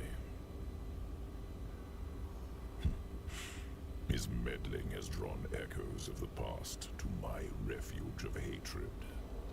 But you and I can put things back in order. Asmodan is one of the world bosses, okay.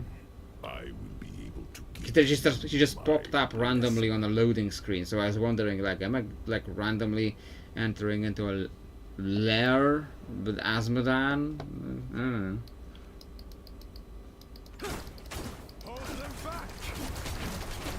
And this barricade has more health than some demons.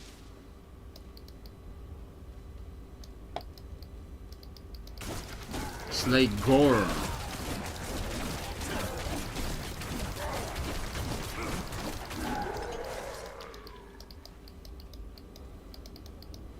I can slide. We will never fall to the crime. Oh, this is like a... Mephisto? No, but that was Baal attacking the barbarians, not Mephisto. So, like, what? Why is Mephisto remembering the barbarians?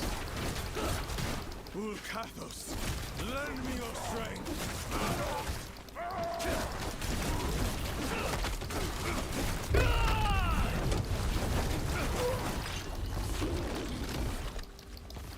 And now I should stop questioning the size of people. It's a Blizzard game. Some people are just born huge for some reason. Well done. You were born for this. I didn't expect a primeval would need a mortal's help. Yes, I've had some bad luck in recent years. Trapped in those soulstone trinkets. Cast back to hell.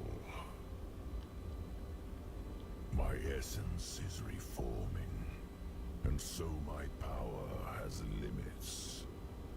We all have our ups and downs, don't we? Why does it take them so long to recover this time? Far worse. All I have Like, his done essence is only also still help, recovering and after yet like 50 years. pay me with hatred. Why not focus that anger on Lilith for the time being? Take my blessing. Destroy her. Save your world.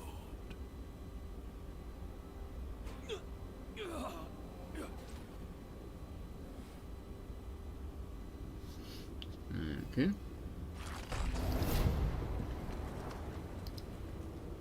Just talking to Mephisto casually. The victims of my brother, Baal. He laid waste to the barbarian lands long before your time. I wish I could have seen it with my own eyes. So this was the Lord of Destruction thing. Elias has upset the balance at the Temple of the Primes. And those shades of the past belong in Baal's domain, not mine. But I do welcome their hatred. I do hope they keep making those expansions for Diablo 4 because I'd love to see the other zones fully realized, like Shansai. Like, if they make another expansion, Shansai is probably Shansai is probably the most natural, logical next step.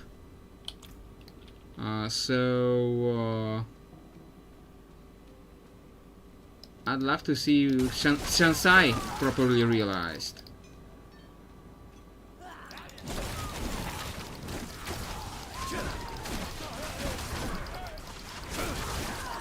So far, Shansai only existed as a mention in the lore, like some pictures. Somebody drew some like concept art, which was basically just Chinese city. That's basically their concept art. Because that's what a lot of Shansai was.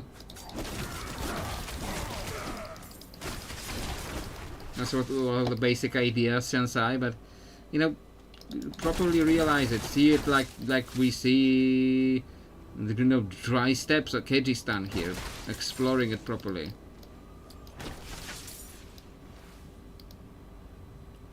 I received the final blessing. What took you so long? I saw something at the shrine. A wolf. Mephisto has been known to take such a form. It's not the first time I've encountered him. What? When you kept this from me? We all keep secrets, don't we, Baradra? We don't have time for this now. Elias could be in the middle of his ritual already. Clear your head before we press on. The Temple of the Primes is just ahead. Okay. I don't have like...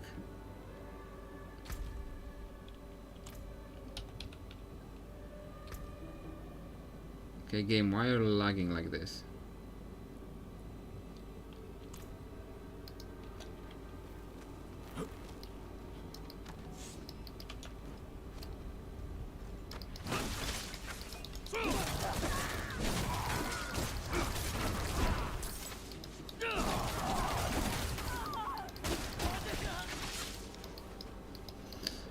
Okay. What time is it? We still got time. I have a feeling we're gonna be defeating Andariel today.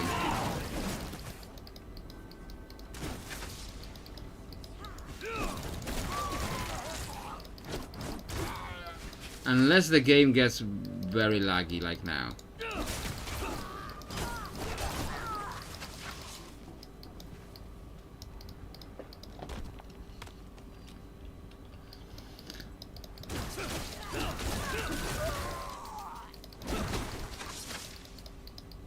People just exploding, just limbs and heads just flying like that's just, you know, just that's how you know it's a Blizzard game.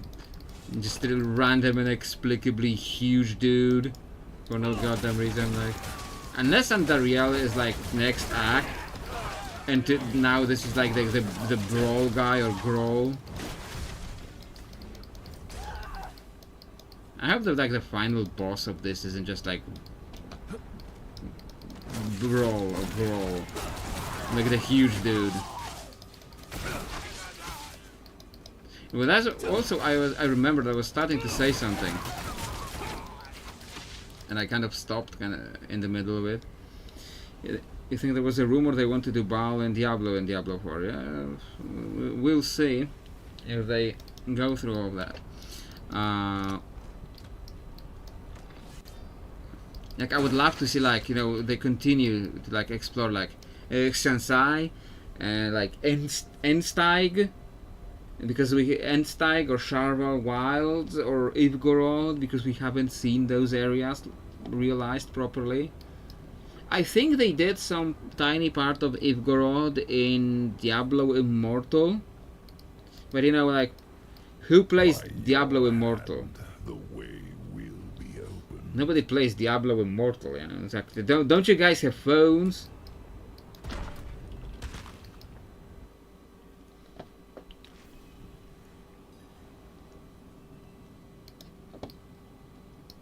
I can't help but feel that these doors do not really align. Like these doors were at different angles on the two sides.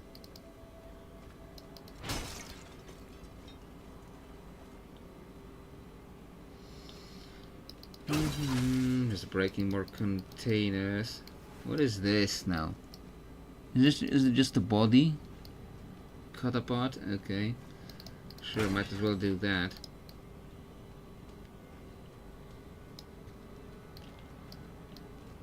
Now what is this? This is Mephisto for sure.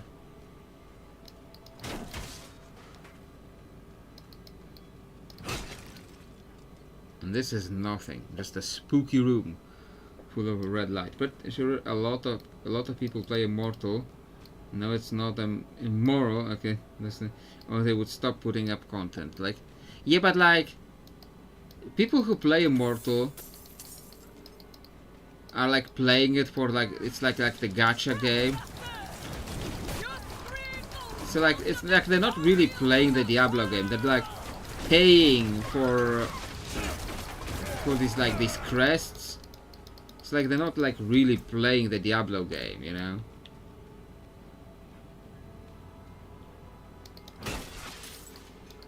Like I kind of wanted to play Immortal at one point, because I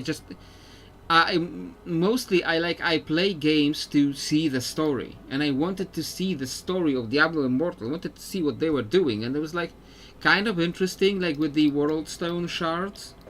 They were doing some shards, not shards. Not. I'm not talking about wet farts. Shards of the World Stone. They were doing something with that, and I wanted to see what they were doing there. You know, and but like the whole mechanics of the whole gacha thing is you can play the story without paying anything, so that's cool. Yeah, it's just you're still getting into that whole business of it. I smell a boss, because it's a huge open area and a locked door. Yeah, we're about to get jumped by a boss. Yeah, Malak, Master of Flame.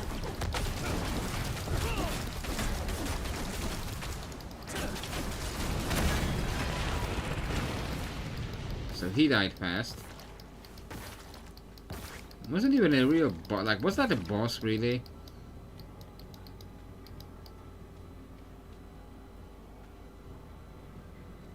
Okay. Oh no, this will take more than the boss. Or not. It took a little more effort than the boss. A tiny little bit more effort. I'm not replacing life region.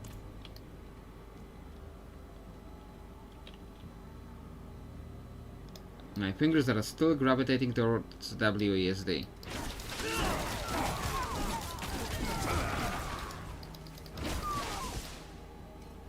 Because I guess that's what those rooms are for. For random mobs to hide in.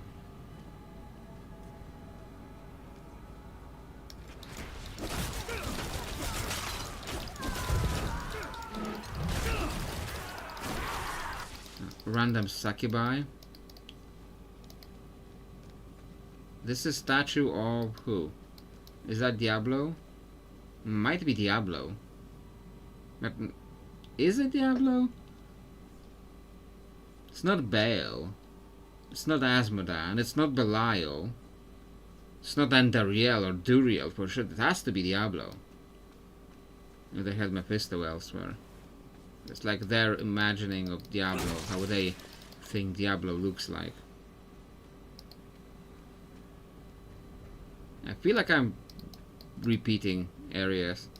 They're looking very similar. Ah, but this must be new. Hall of Terror. But the statue looks like Mephisto, not like Diablo.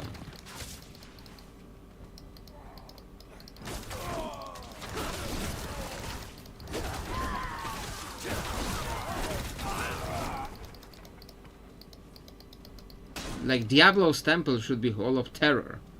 Now we're in Hall of Terror now, but now the statue looks like Mephisto, the Lord of Hatred. So like, what's up with that? You just got the places confused a bit here. Okay.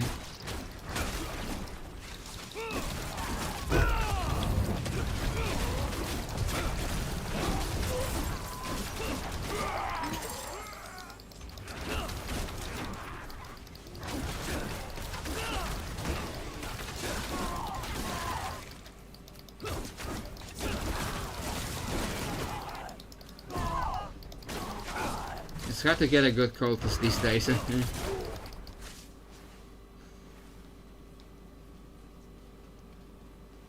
Where's this leading to? Nowhere.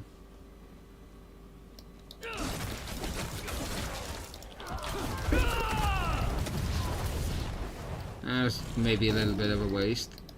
I hope it doesn't, like some boss doesn't come out now, or rare elite.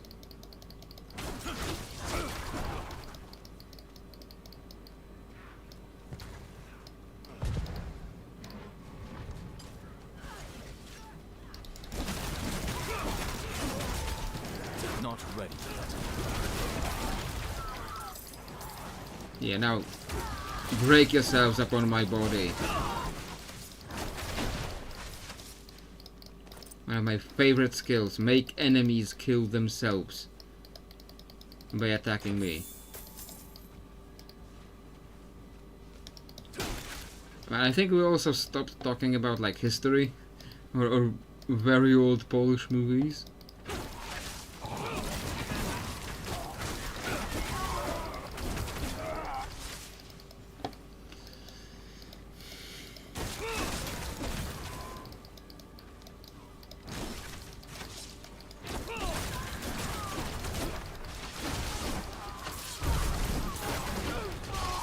You know, like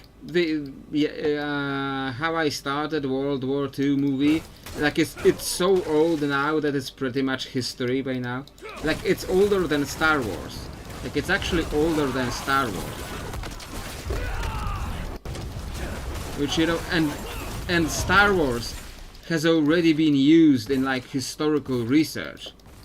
mostly because of its cultural significance across the world, as opposed to like the cultural significance of like just an old comedy from Poland. But you know, it's old enough to qualify as history. Like, it used to be first made in black and white. Like, it's marginally younger than Doctor Who, which is definitely a cultural fixture. Like, Doctor Who is actually Doctor Who is 1963, so it's marginally younger than Star Trek. Star Trek is 1969, so it's like marginally younger than Star Trek. Oh, we're too late. The ritual is underway. I will deal with Elias myself. Is that what you call a ritual? To the shadows. Like, look at him. Look at this dude. You see this? He was just kind of like going in a very small circle, very quickly going in a very small circle. Is that what you call a ritual? I can do that kind of ritual.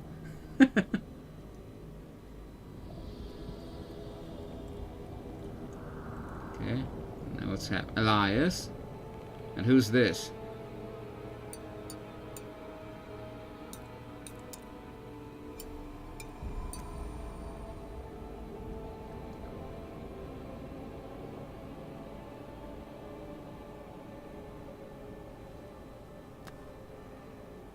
Ah, the big guy.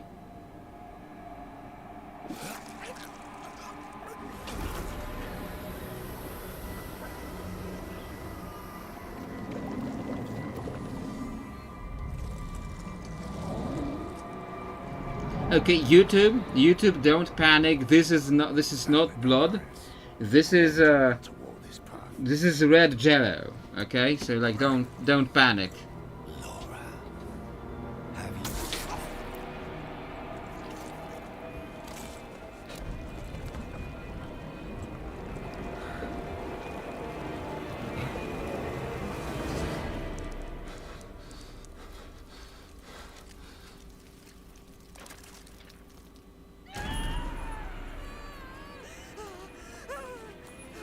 It's organic ketchup, yes. It's ketchup, definitely. Okay, I guess we're fighting the big guy.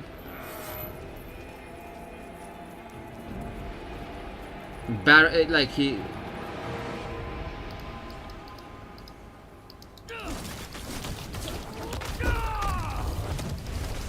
Okay.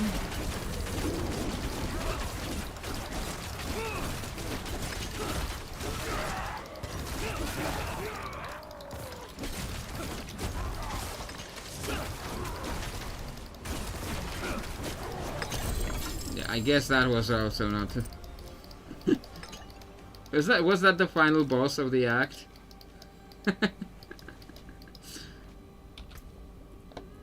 What is this amulet now? A lot more maximum life, dexterity, life regen, lucky hit choice. Enemies you kill while an ultimate skill is active grants a stack of supremacy.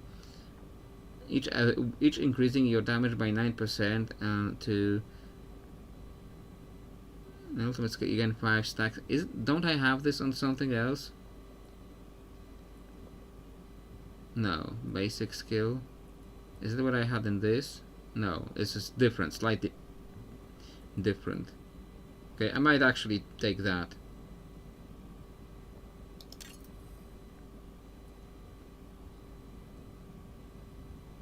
Yeah, you remove the skills that I got from these, but I'm not actually losing anything here. This is a pretty good thing for Spiritborn, yeah? I imagined as much. Okay. Got the big guy. I was about to say that he's like a very big guy, but he's also strong and actually fighting well. So like I was going to joke that he's an ancestor of Baron Harkonnen. I have also started listening to Dune again, and I'm listening to Children of Dune now, the third book, the third audiobook. Like the audiobook that is just people reading out the third book, yeah. Starting to listen to that now, and it's like I still think the first book so far has been the best. The second book is like the second book. It feels like Herbert. Second book feels like the Herbert is just trying to ham fist, like to tell us, look at this. This is a bad guy. Look at him. Paul is a bad guy. You see it? Like in the first book, he does some like dangerous things. Okay, like he does some risky things. He does some questionable things in the first book. Okay, but it's like it's kind of understandable why he's doing that. Meanwhile, in the second book, the writer is like First off, the writer makes him talk to Stilgar and tell Stilgar to look up Genghis Khan and Mustache Man, so I don't trigger YouTube. So the writer is like telegraphing, look at it, he's a bad guy now, because see, he wants to look up Hitler. He's a bad guy now. And he makes him lust after his sister a little bit. So he's like, it is feeling a little bit weird reading all of these like incest bits.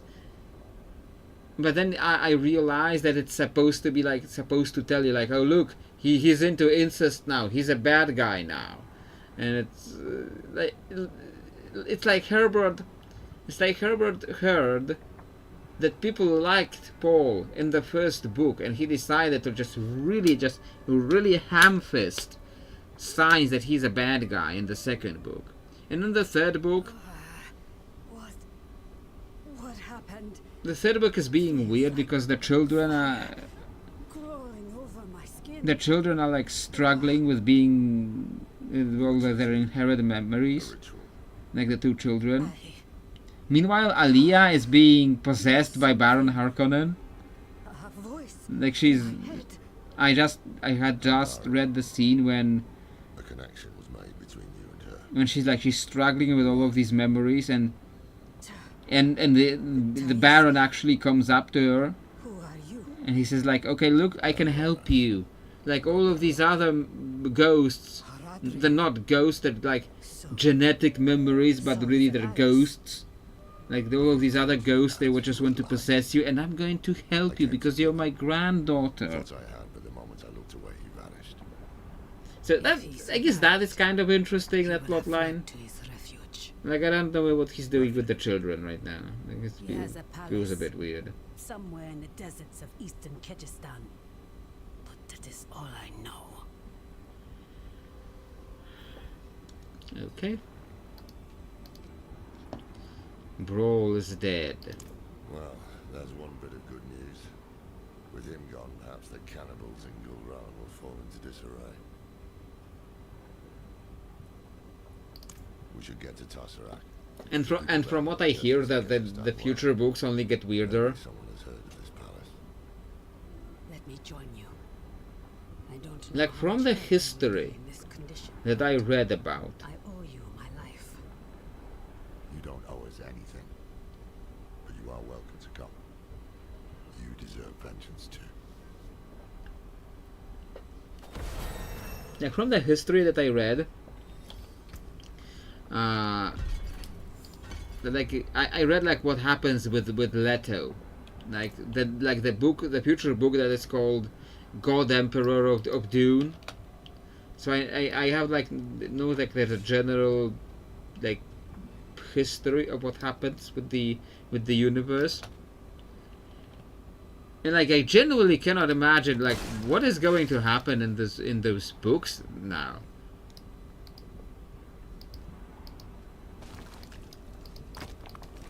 Like if the book is about, like, is the book going to be about the guy just becoming a worm? Like right now, he's like, he and his sister are like contemplating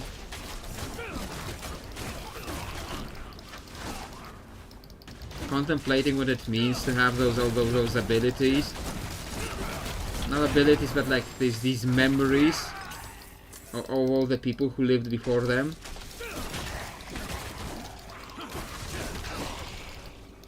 So it's like is the whole God Emperor book going to be just Leto going just, oh no, I must become a worm. I don't want to become a worm. What should I do? Is that what's going to be? The Oasis of Memories. Where is that? I don't see it on the map. You're not taking me like to Act 4, are you? In Tars, is that Act 4? Locals of Tarsarak will know its location. So I think this is like taking me to like the next zone. So I should probably finish this zone first. Oh, he wants to become a worm. Okay.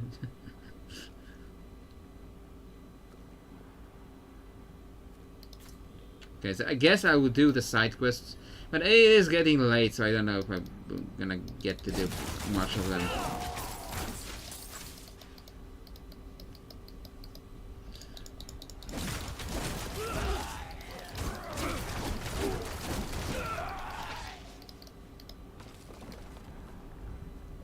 So, like, if he wants to become a worm, so like, what's the conflict? Like, what's the conflict of the God Emperor book? Like, I don't know if I actually want to have an answer, because I know that might spoil things. But you know,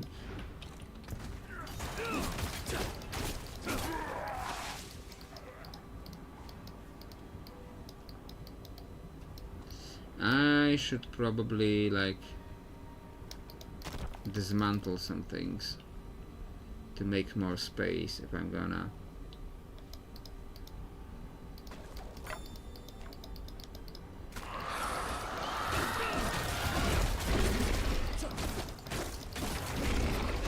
Like the conflict of the first book, like was the conflict of the first book was like a little more relatable.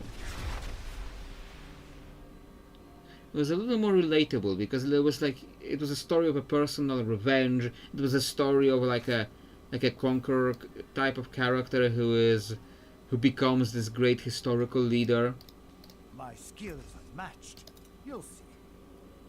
Plenty worth. So it's like kind of this is more relatable in the first book. But meanwhile, in the someone tried to murder later. Okay.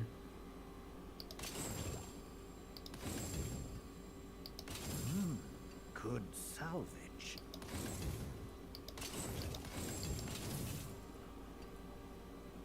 Oh, I got the whole story is him setting the golden path of humanity. Yeah. I'm getting the idea that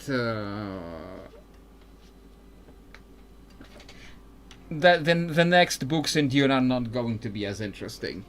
Like the first book is more relatable because it's like a more, you know, that personal revenge story setting up that whole him like becoming the emperor. But then it's like might as well go from here to the side quest. The second book is just there is some politicking, some maneuvering between all the factions that are trying to kill him, but like it's the central conflict of the second book is about him, like if he wants to take on that path that he sees like this golden path for humanity, but like he doesn't want to take that path because it's not better for him. Like he's trying to find a way to limit that jihad that he started. Like he's trying to limit that. He liked Leto's book because it was so weird. Okay. Okay, we'll see, I guess.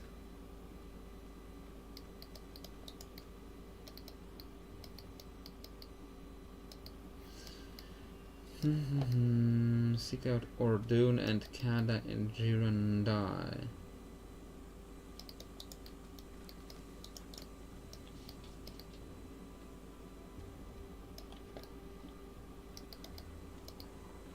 Like the second book, yeah, like I told you, like the conflict was not as relatable because he's like at the end of the book when he's blinded and he is trying to follow. He's blinded and he's trying to, like, it was kind of cool. It was a kind of a cool moment when he is blinded and he's trying to follow that he's using his prophetic visions to make up for lost actual sight. And so that was kind of cool. Like he's trying, like he's using the prophetic vision to keep going, to keep seeing. This giant worm, but he still had a wife and kids. Okay.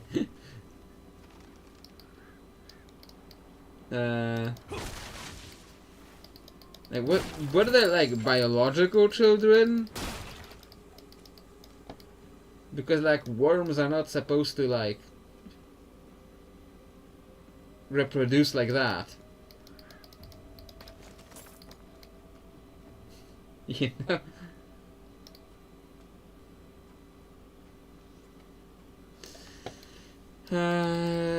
Yeah, it's like there is this kind of cool, like how he uses his prophetic vision to like make up for losing his actual sight, but then his conflict becomes like that he can't change anything from his visions, because if he changes anything, then that path he foresaw diverges from what is physically happening, so he can no longer use it as a substitution for his actual sight.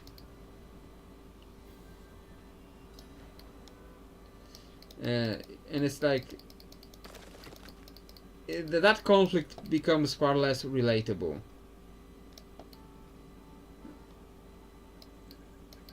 Okay.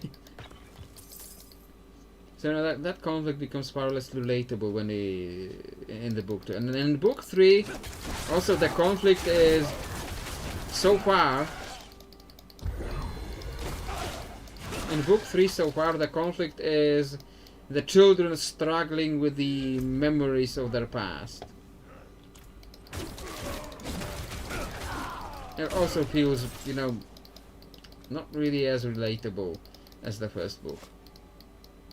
Crane tribe Hatmut. Okay. Kaida, I can't just lie here. Wonderful. Now outsiders witness your wailing. Ignore my brother, please. The chieftain ordered him to rest. Oh. I was wondering where he is, like, and now I noticed him. He's like halfway inside the hut. I can stand. The cannibals maimed him. Ancestors were watching over him because the others were unrecognizable. I await the day I can avenge them twofold. But the living takes precedence. If you would kill the cannibals, it would ease both of our spirits. Okay. What's the other side quest?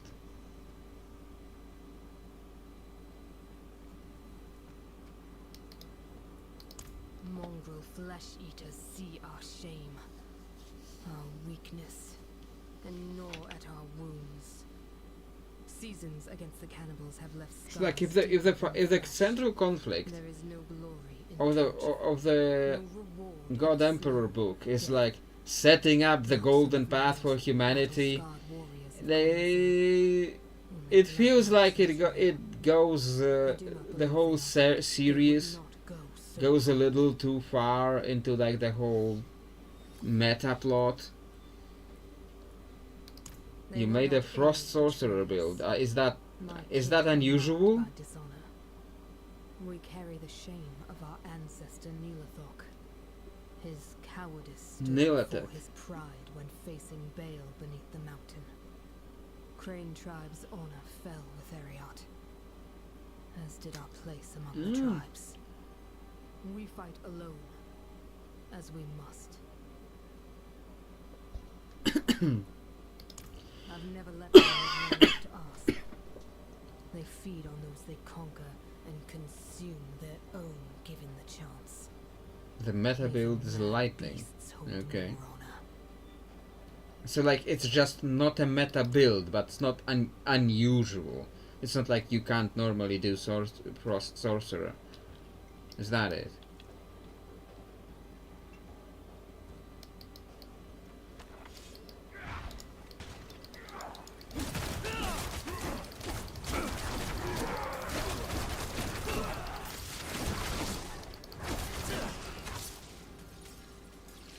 Okay.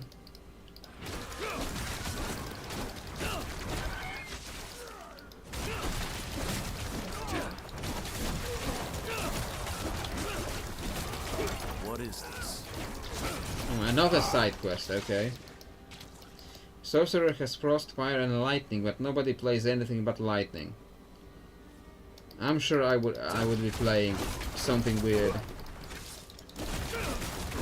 Or you know, sorcerer because everyone is barbarian, okay.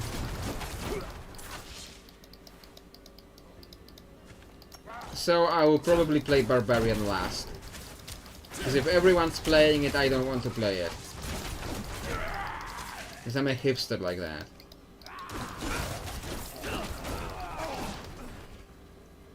I guess this is just murder a bunch of the cannibals.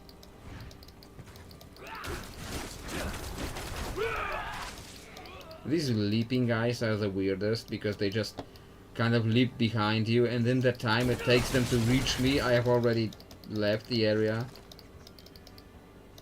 And then they have to run back.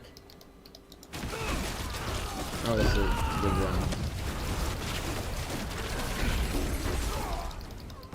When I see like a big one, like an elite or a rare, I just press all the buttons, and they just die. So you know.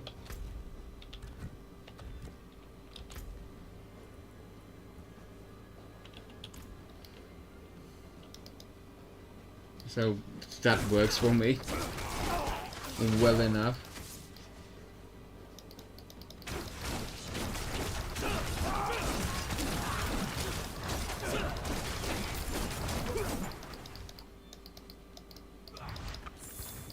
Look at this guy. Look at this goober.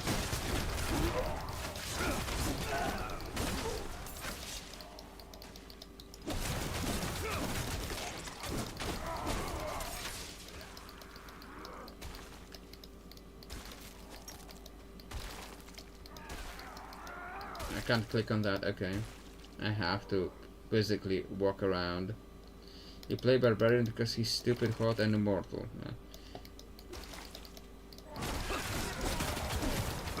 So I'm probably not playing Barbarian very soon, if ever.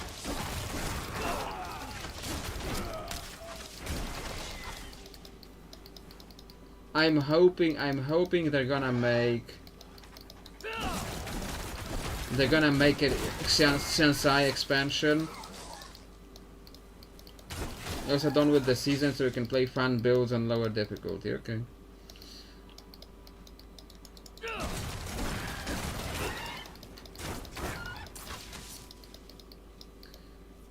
Well.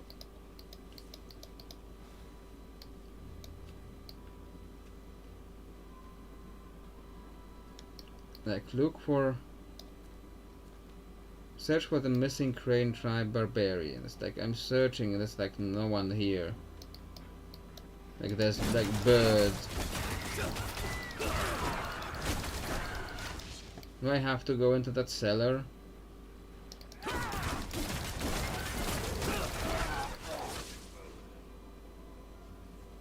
I'm searching for them.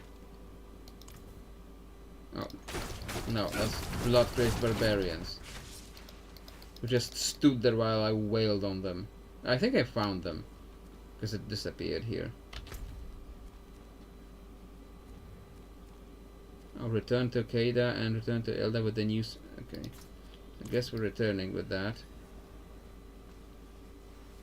And then I guess we'll do those side quests next time. Also, there is one other fun build for Barbarian which summons Ancestor Barbarians, which like summons a massive army of Spirit Barbarians, okay.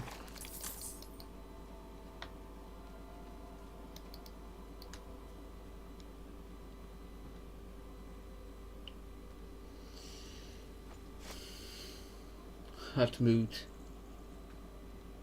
Okay, I get that this is like a hut moot where huts meet. And like it sounds funny like when they say a hut moot. The outsider succeeded where I failed. I will wear this dishonor forever. Don't be foolish. There is no shame in injury. Ugh, stop touching it. I can't help it. Like, these guys don't have a waypoint even. I expected them to have a waypoint. Okay, just pants, just regular as pants.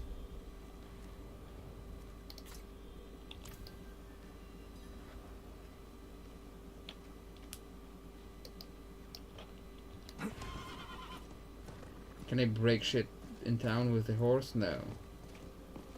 Even the wrecking horse can't break shit in town. You return with more blood on your lips than your blade. Explain yourself. We watched them, learned from them. They consume flesh to take the strength of those who are weak. To carry them inside them. Their strength, their honor. Honor? She's going to kick him into the hole, isn't she? Carry our ancestors with. Honor is with those who die with blade held high. Only a beast would see them as a meal. But by eating them, we honor. You have no honor. Yep, so that coming from a mile away.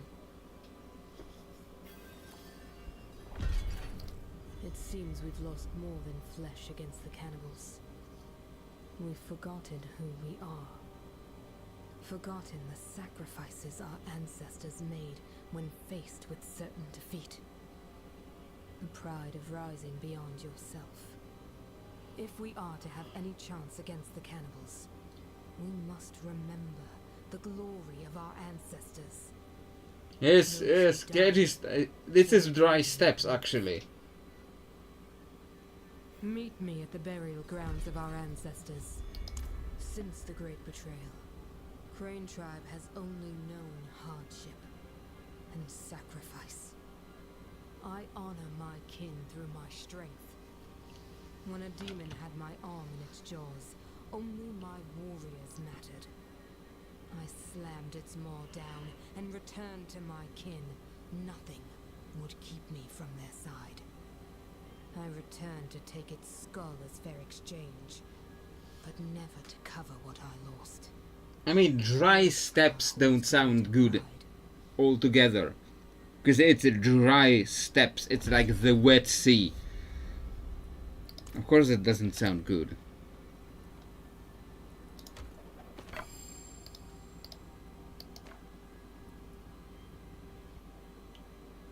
Yeah, I guess if I put like some legendary on this thing instead,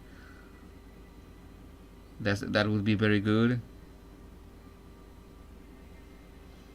Because life on kill, damage, resource cost reduction, yeah. I guess that would be very good if I put some legendary on it. So I might try to keep that.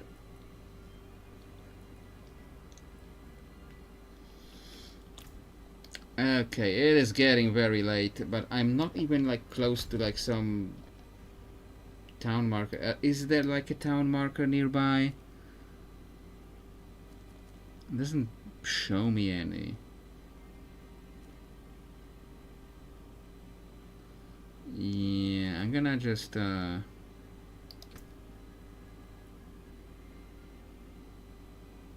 get to the hidden overlook again and go from there down to here next time. Yeah.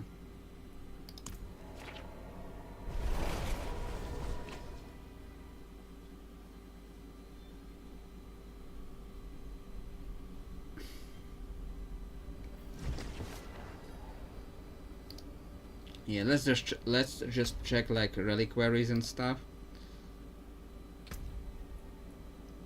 If we can get some stuff.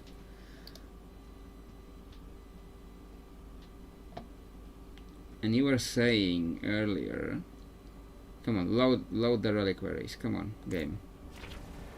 You were saying that if I get like these,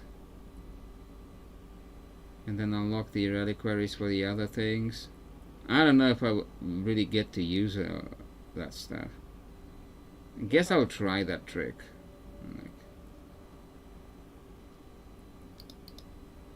And the chat is, I think, no. Okay.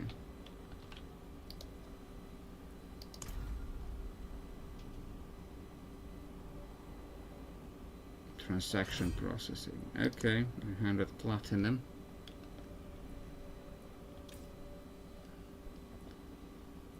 And I need 200 platinum to unlock this reliquary. What I really needed, what I really wanted is this, but I can't get 500.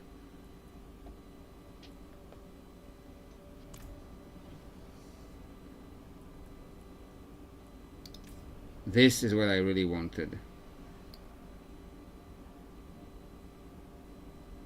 Because this looks awesome. Gloam Strider.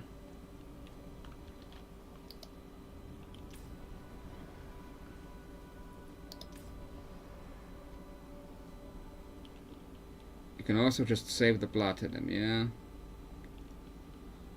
And I don't know if next season there will be stuff that I will want.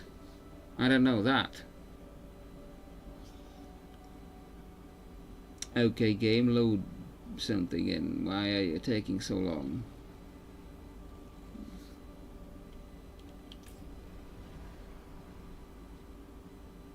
Yeah, like this is like what I actually wanted. And this is just a horse, I think. This thing. This is what I wanted. Okay, Overwatch. Can I get anything out of the Overwatch one? No, I have 14 Eyes of Overwatch, and I wanted to unlock this. So a lot more time to get this.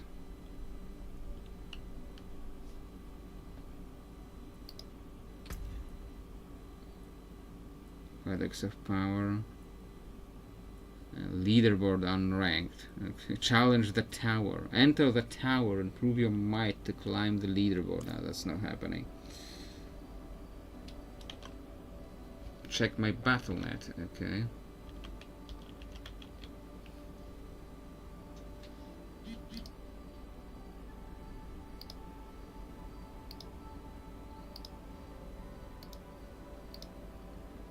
Oh, okay. I got an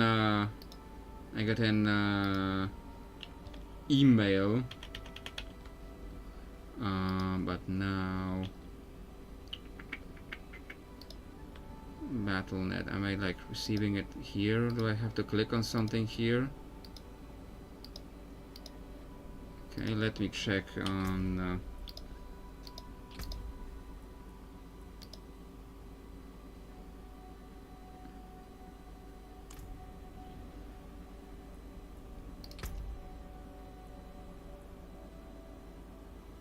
Yeah, it's not showing here. It's not showing in the game. It's not showing in the game. It's not showing in BattleNet. It's like doesn't give me any notification here. Like, what is the email exactly? Do I have to click on something in the email? I am logged in the BattleNet desktop app. Click my battle tag and select view gifts. Okay, why do you have to be so weird about this?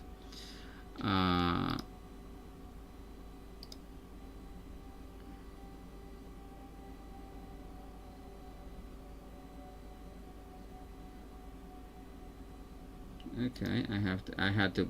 It didn't show me the notification. Normally, when I get a gift, I get a notification.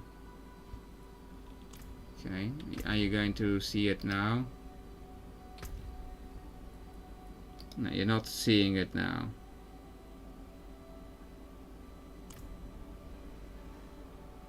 Now you're seeing it, okay. So unlock reliquary.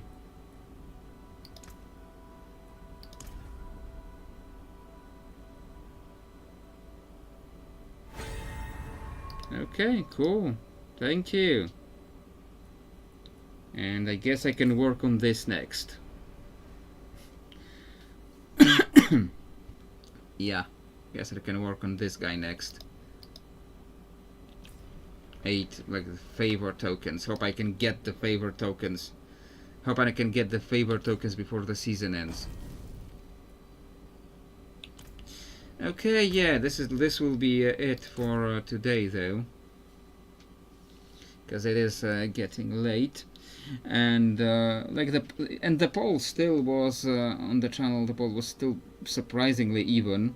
Maybe because I basically said I'm going to do the one about religion next anyway, so people were like didn't feel so pressed to voting on what they really wanted.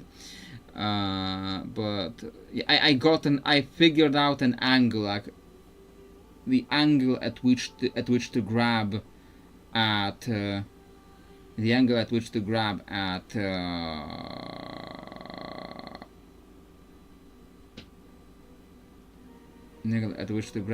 the religion video. Will help me farm up the tokens if the season will be about to end, so we can get it. Okay, thank you. But yeah. So yeah, I will be working on the religion in fantasy video tomorrow.